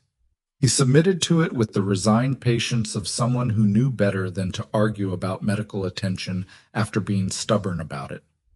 Mara stood at the conference room window, Chicago spread out below her, the lake visible from this height, the grid of the city, the morning traffic that had no idea that anything was different today than any other day, which was accurate, she supposed.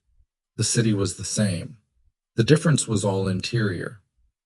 Lucian came to stand beside her at the window.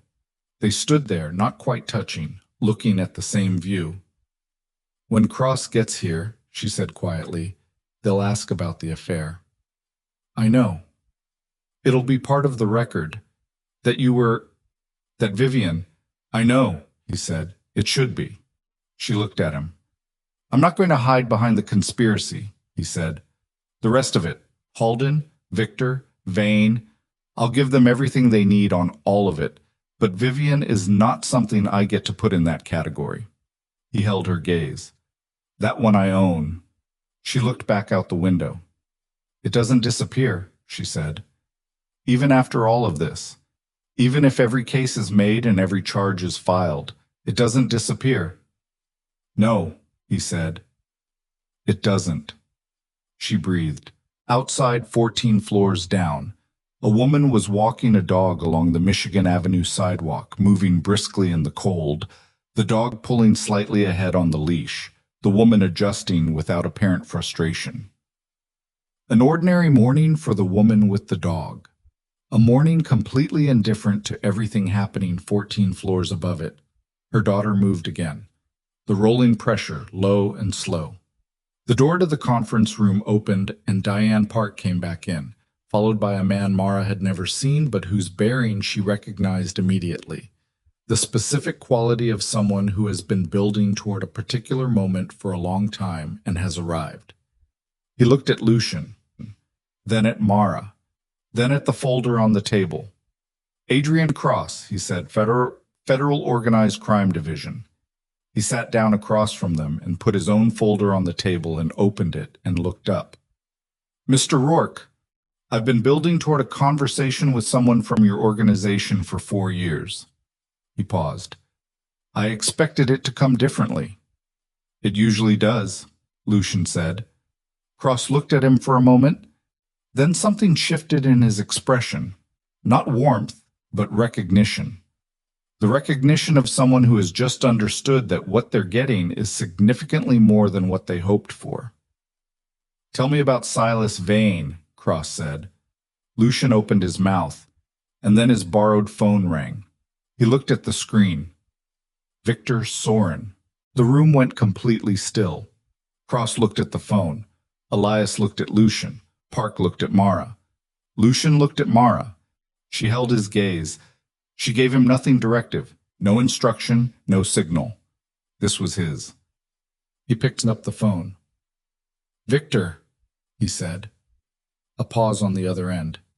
Then Victor's voice came through, and she was close enough to hear it, thin through the phone speaker, the characteristic precision of it, but with something underneath that precision that she had never heard in the 4 years she had known him.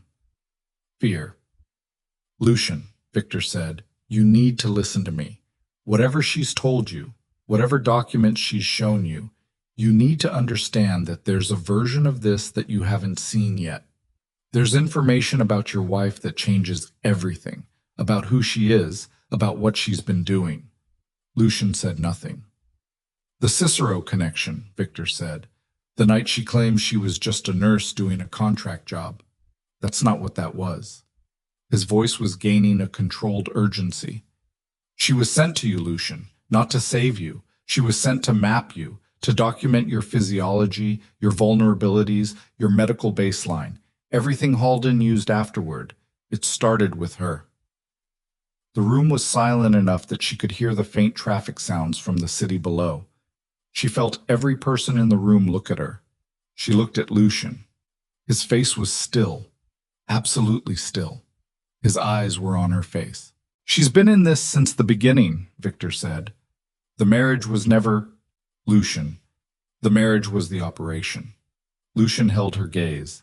She didn't speak. She didn't defend or explain or fill the silence.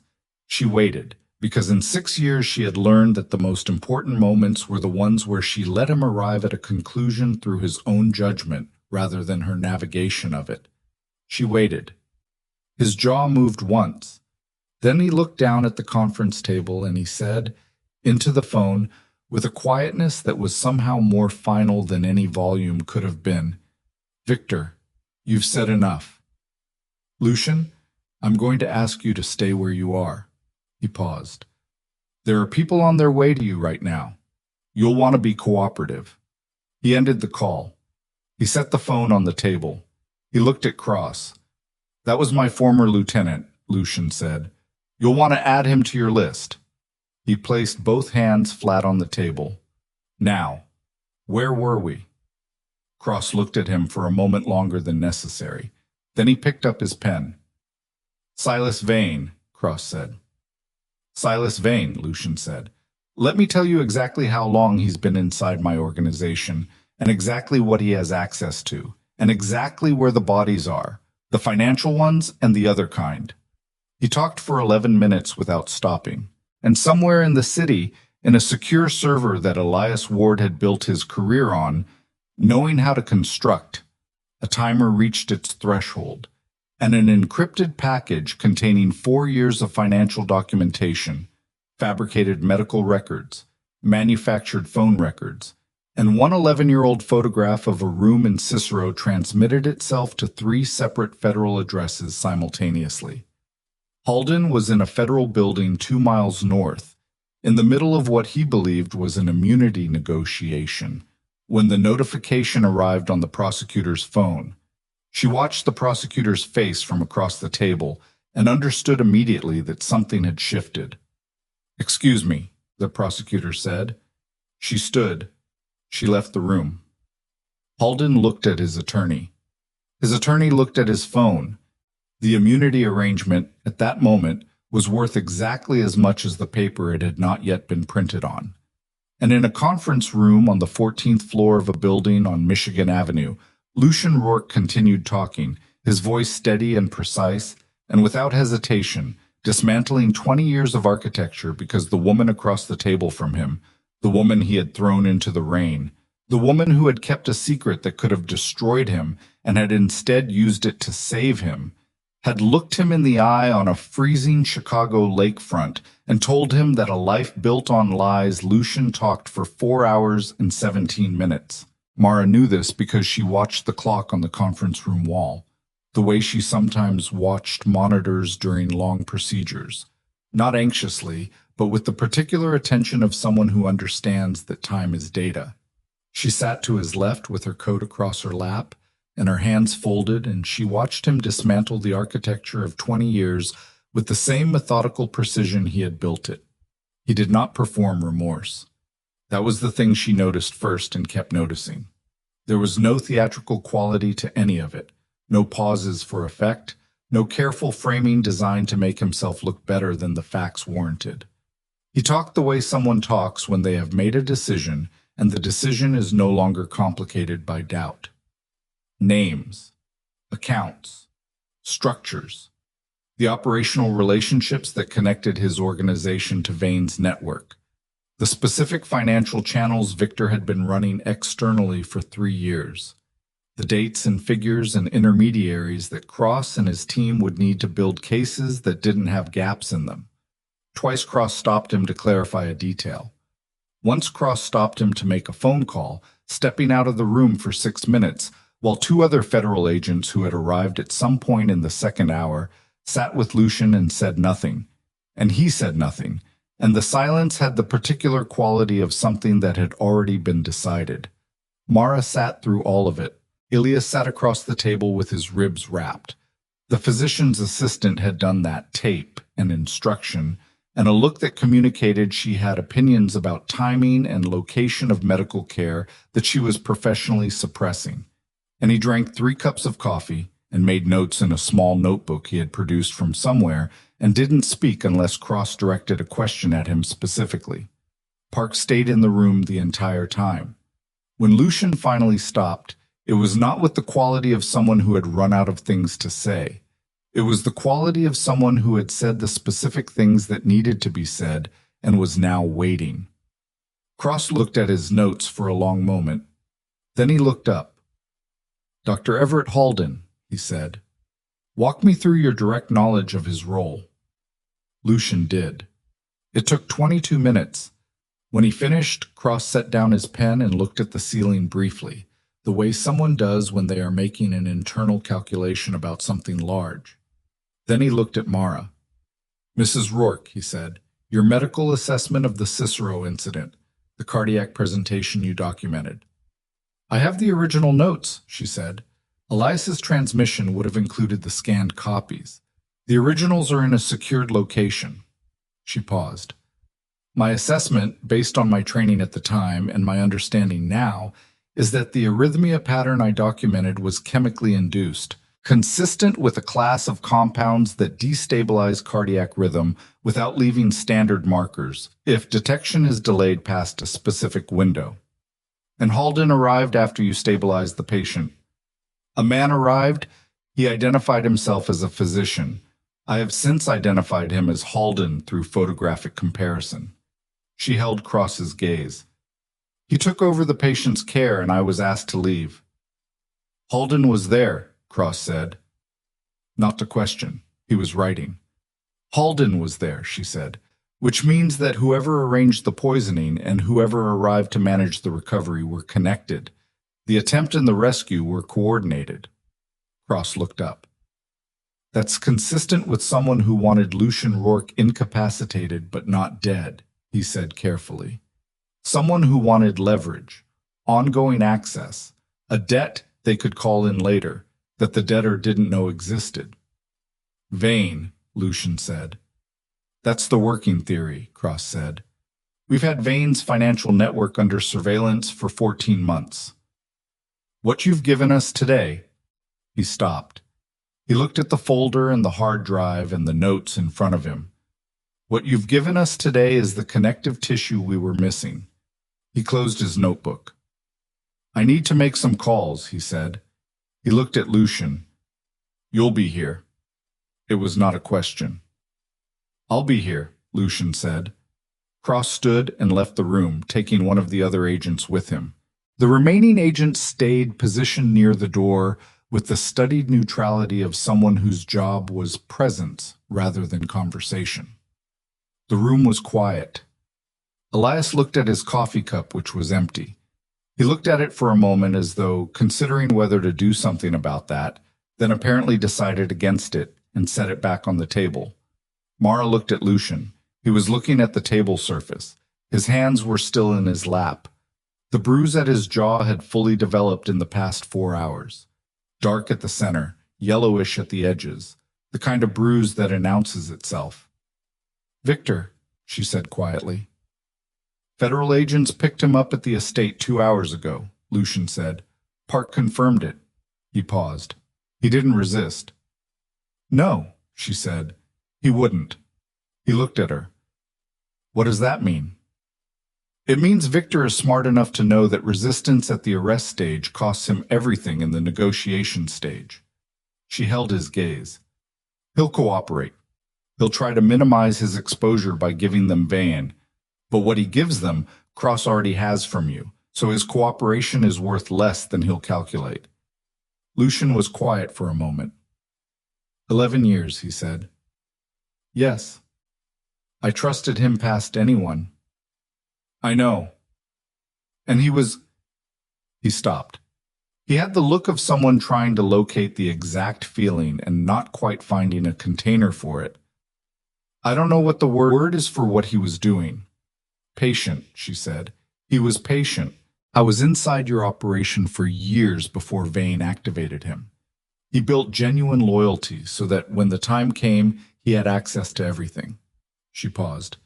It's actually a very sophisticated long game. That's a very clinical way to describe it. I'm a clinical person, she said, when I'm frightened. He looked at her. Something shifted in his expression, not softening exactly, but opening, a small opening. Are you frightened now?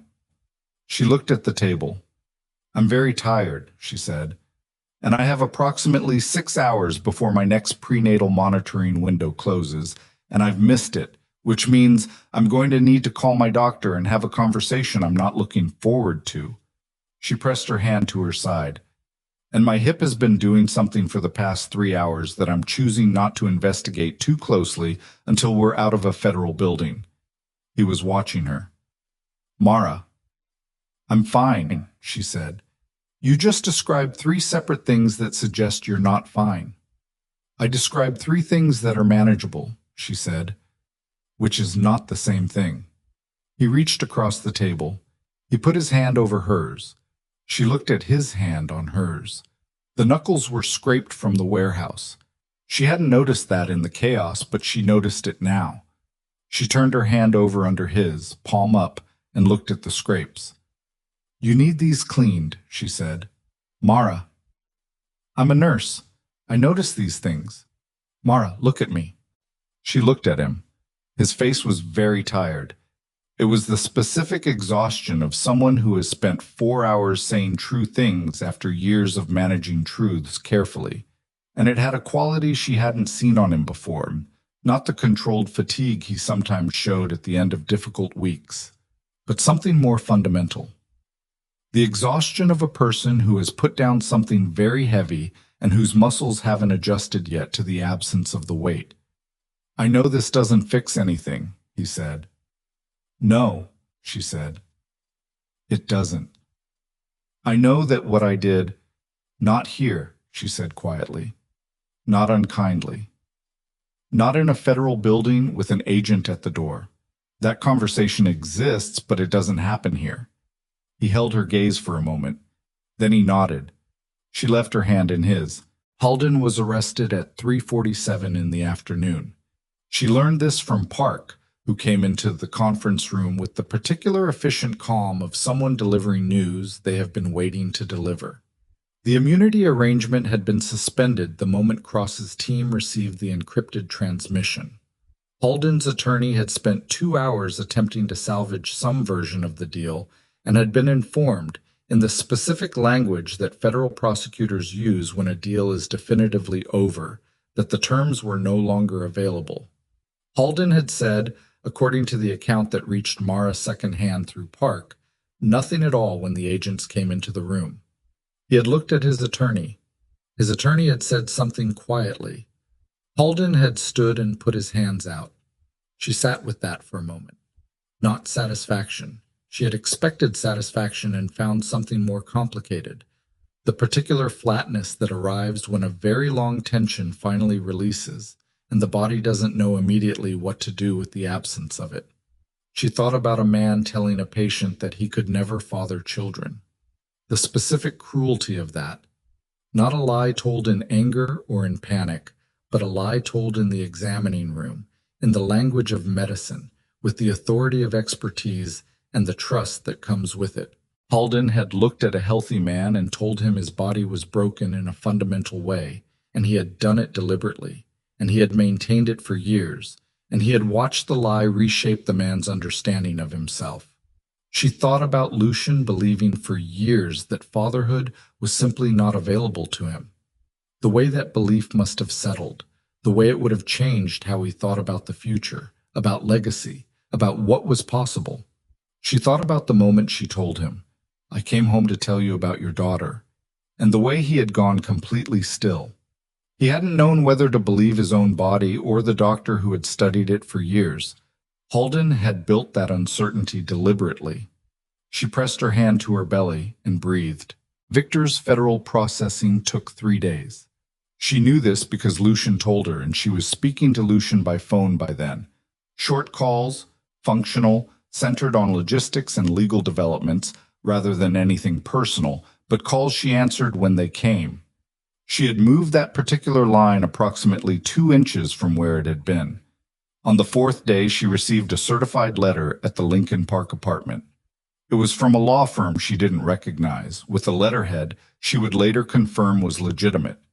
The letter informed her that an investigation into the circumstances of Graham Ellison's death had been formally reopened by the federal authorities, based on new evidence submitted in connection with the Rourke vein case. She read the letter twice. She sat at the kitchen table in the Lincoln Park apartment, and she read it twice, and then she set it down and put both hands flat on the table, and she let herself cry for approximately 4 minutes, which was the first time she had cried since the night Lucian said, "Get her out of my house." She had been very careful not to cry. Not because she thought crying was weakness. She didn't believe that, not clinically, not personally, but because she had understood intuitively that grief was a door, and if she opened it before she was done with the work, it would make the work impossible. She had kept it closed. She had stayed functional. She had done what needed to be done. Now she let it open. She cried for her father, who had driven routes through a network he may or may not have fully understood, and who had discovered something that got him killed in a manner designed to look like the ordinary failure of an aging body. She cried for the version of herself who had stood at his graveside not knowing. She cried for the 11-year-old photograph that had lived in her coat pocket because some part of her had known, without being able to say it clearly, that his death was not what it appeared to be. 4 minutes. Then she stopped, the way she had always been able to stop, which was a capacity she had learned young and maintained through training, and which she had complicated feelings about. She got up and washed her face. She put the letter in the folder with the rest of the documentation. She made tea. Her daughter rolled inside her, deliberate and unhurried. "I know," Mara said. "I know."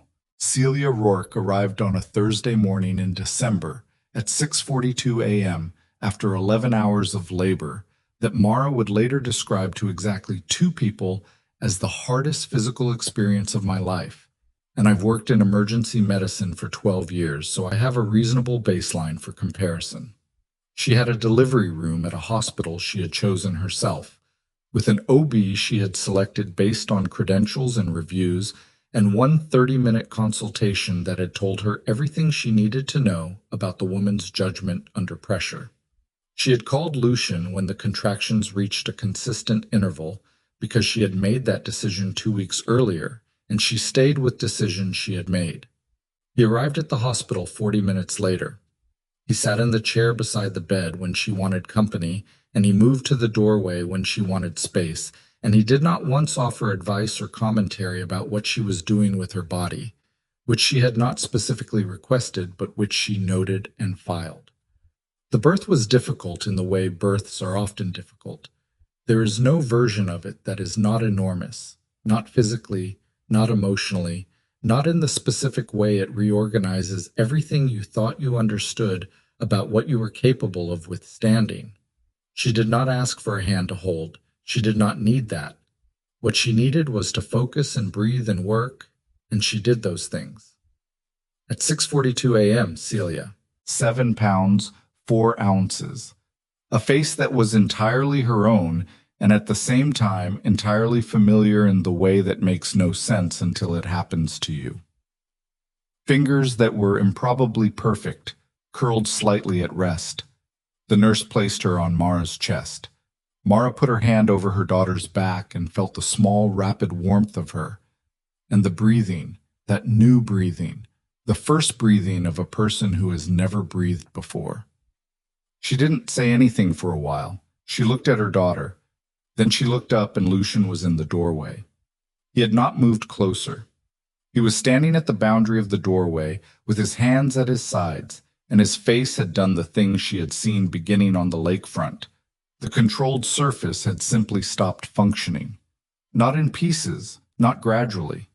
It had just stopped, the way a circuit stops, and what was underneath was something she had not seen before in 6 years and could not have named if she had been asked to.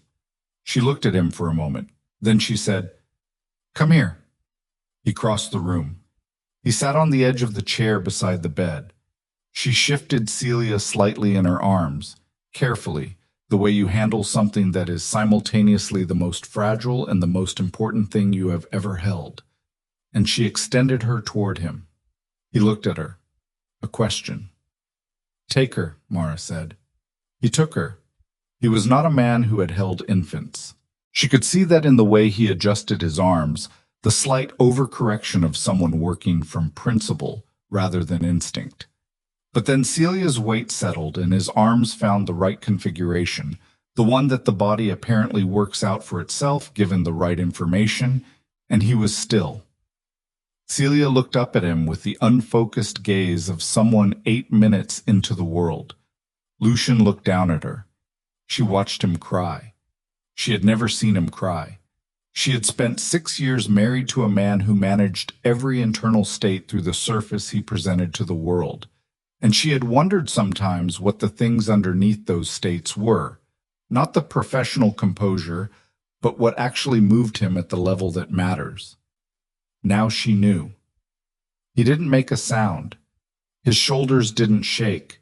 His face didn't distort in the way faces do when grief is the cause. It was simply water from his eyes, steady and silent, and his face had an expression that she could only describe privately as the expression of someone arriving somewhere they had believed they would never go. She watched him. She said nothing. She let him have it. The DNA results came 6 weeks later. She had ordered the test herself, through her own physician, with samples collected under direct supervision and chain of custody documented at every step.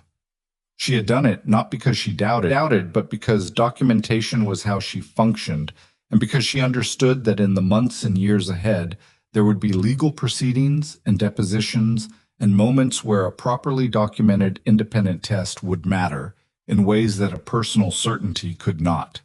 She was at the Lincoln Park apartment. She was still at the Lincoln Park apartment, which was a choice she was making deliberately, when the results came through her doctor's patient portal. She read the number. 99.99% probability of paternity. She looked at it for a moment. Then she called Lucian. He answered immediately, the way he had been answering since December. The DNA results came, she said. A beat. Then, and 99.99. The silence on his end lasted about 6 seconds. Mara, he said. I know, she said. I should never. I know, Lucian. The things I said. In that corridor, in front of. I know what you said, she paused. And I know what it cost you to say it. Not because you wanted to believe it, but because Halden had spent years making sure that if that moment ever arrived, you would have no tools to resist it. She stopped. That doesn't make it disappear, but it's part of the truth of what happened. He was quiet. I'm going to ask you something, he said, and his voice had the careful quality of someone who has thought about how to ask a thing and has decided that careful preparation doesn't actually help. Ask, she said.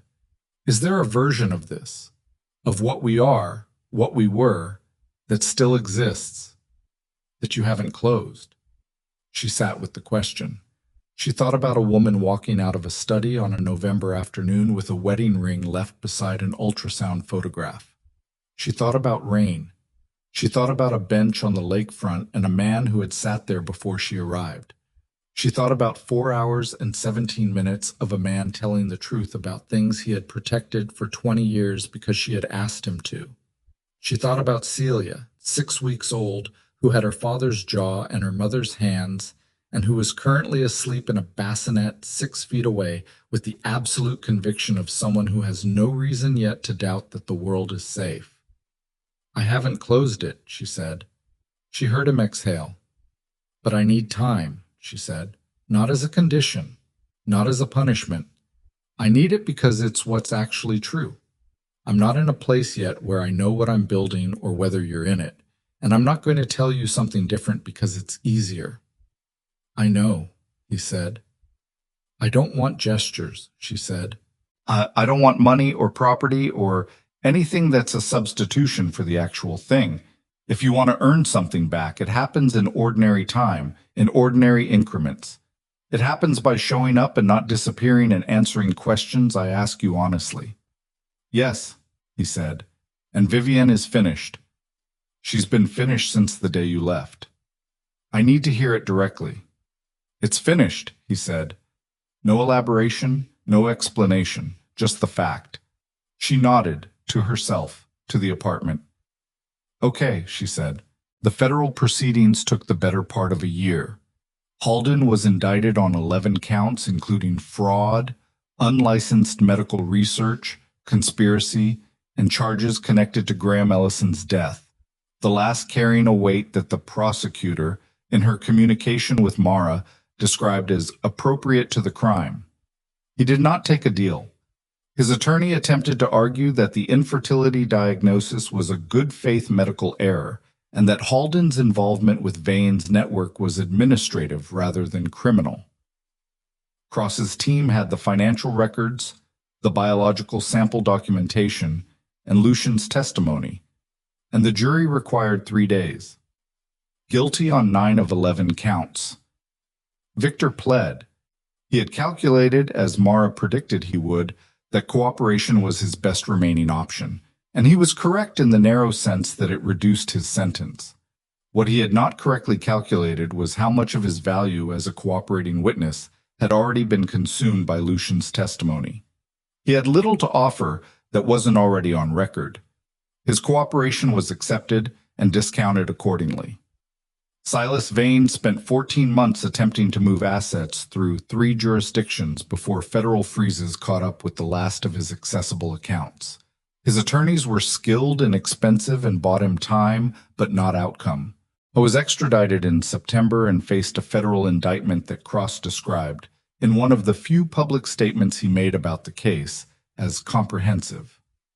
The investigation into Graham Ellison's death was resolved in late spring of the following year. The forensic reconstruction was difficult. Time had complicated the physical evidence, but the financial documentation connecting Vane's network to the circumstances of Graham's final weeks was sufficient, combined with testimony from two former network associates who had made their own calculations about cooperation to establish criminal culpability. The death certificate was not amended. The legal system moves in its own ways, through its own channels, but the investigation produced a finding that the official cause of death did not reflect the full circumstances, which was the closest the legal language could come to the truth. Mara read the finding at the Lincoln Park apartment. She sat with it for a long time. She thought about her father, not the abstract father of grievance and mystery, but the specific man. Graham Ellison, who had driven routes through the industrial middle of the country, and who had been careful and quiet, and who had made a discovery he hadn't known how to manage, and who had, apparently, decided to document it rather than ignore it, who had put a photograph in a sealed envelope in a fireproof lockbox, and written 6 words on his stationery, and trusted that if something happened, his daughter would find it. If something happens, find the house. He had known the risk. He had made a choice inside that risk. He had trusted her with it. She folded the finding and set it with the other documents. She went into the room where Celia was sleeping. She stood at the bassinet and looked at her daughter, 5 months old now, a person of increasing opinions about light and sound and the relative merits of different positions. And she felt something she had been waiting for since November arrived quietly and without ceremony. It was not happiness exactly. It was something quieter than happiness and more permanent. The specific settling that happens when the acute phase of something enormous has passed and the ordinary life on the other side of it begins to take its shape. Lucian dismantled the criminal operations over the course of 8 months. It was not clean. It was not simple. There were people who resisted and people who disappeared and people who came to him with anger and people who came with the resigned acceptance of men who had understood at some level that the structure they operated inside was not built to last indefinitely. He worked through federal liaisons that Cross's team assigned, which was a condition he had accepted and maintained without complaint. The legitimate businesses, the corporations, the property holdings, the financial entities that had actual legal operations, were restructured under new management and oversight. Some were sold. Some were placed in trust structures that Cross's team reviewed and approved. By the following spring, what remained of Lucian Rourke's professional life was a collection of legal entities that generated real income through real work, and that could be examined by anyone who cared to examine them. He moved out of the estate. This surprised her. She hadn't asked him to, so it was connected to no negotiation, no condition she had set. He told her on a phone call that it was too large for one person and too full of things he didn't need anymore, and that he had found a building in Lincoln Park with a unit on the 7th floor that had a room for Celia. "Lincoln Park," she said. "It's a good neighborhood," he said. She was quiet for a moment. "That's 2 blocks from this building." "I know," he said. She let that sit. "Lucian, I'm not asking to move in," he said. "I'm telling you where I'm moving. Those are different things." She pressed her lips together. "They are," she said. "The room for Celia is for when she's with me," he said. "Whatever arrangement makes sense for her. Whatever you think is right." A pause. "I don't have an agenda beyond that." She believed him. 2 blocks. She believed him. He came to the study, his new study, smaller, ordinary, a room that could have belonged to anyone, on a morning in February, 14 months after Mara had walked out of a doorway carrying an ultrasound photograph. He had called ahead. He had been calling ahead for months, every visit, never arriving unannounced. which was so different from the Lucian she had married that she had noticed it the first time, and kept noticing it the way you notice the absence of a sound you'd grown accustomed to. Celia was asleep in the other room. Mara was at the table. He sat across from her. He put something on the table between them. Her wedding ring. She looked at it. Then she looked at him. "I've been carrying it since November," he said, "since the night after you left. I found it on the desk in the study where you'd placed it." He held her gaze. "I'm not putting it on your hand. I'm not asking you to put it on. I'm not attaching anything to it." He paused. "I just don't want to be the one holding it anymore." She looked at the ring on the table. She thought about the person who had placed it there, 8 months pregnant, having just seen her husband kiss another woman, having just delivered the news of their daughter as an exit line. She thought about how her hand had felt after, the specific absence of something worn long enough to leave a trace.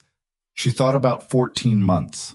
She thought about a man who had shown up, in ordinary increments, in ordinary time, without gestures or substitutions, who had held his daughter in a delivery room and not recovered from it, who had answered questions she asked him honestly, including the ones that didn't flatter him, who had been 2 blocks away for 4 months and had never once used proximity as a claim. She reached across the table. She picked up the ring. She held it in her palm for a moment, feeling its weight, which was less than she remembered. Then she set it back down on the table. "Not yet," she said. He nodded. "But I want you to leave it here," she said. "I'll keep it." He looked at her. Something moved through his face, not relief, not joy, but the specific quality of someone receiving something they understand is not a promise and who accepts it fully as what it is. "Okay," he said. She left the ring on the table. She got up and went to the kitchen and came back with 2 cups of coffee and set one in front of him and sat back down. He wrapped his hands around the cup. She wrapped her hands around hers. Outside the window, February Chicago was doing what it did.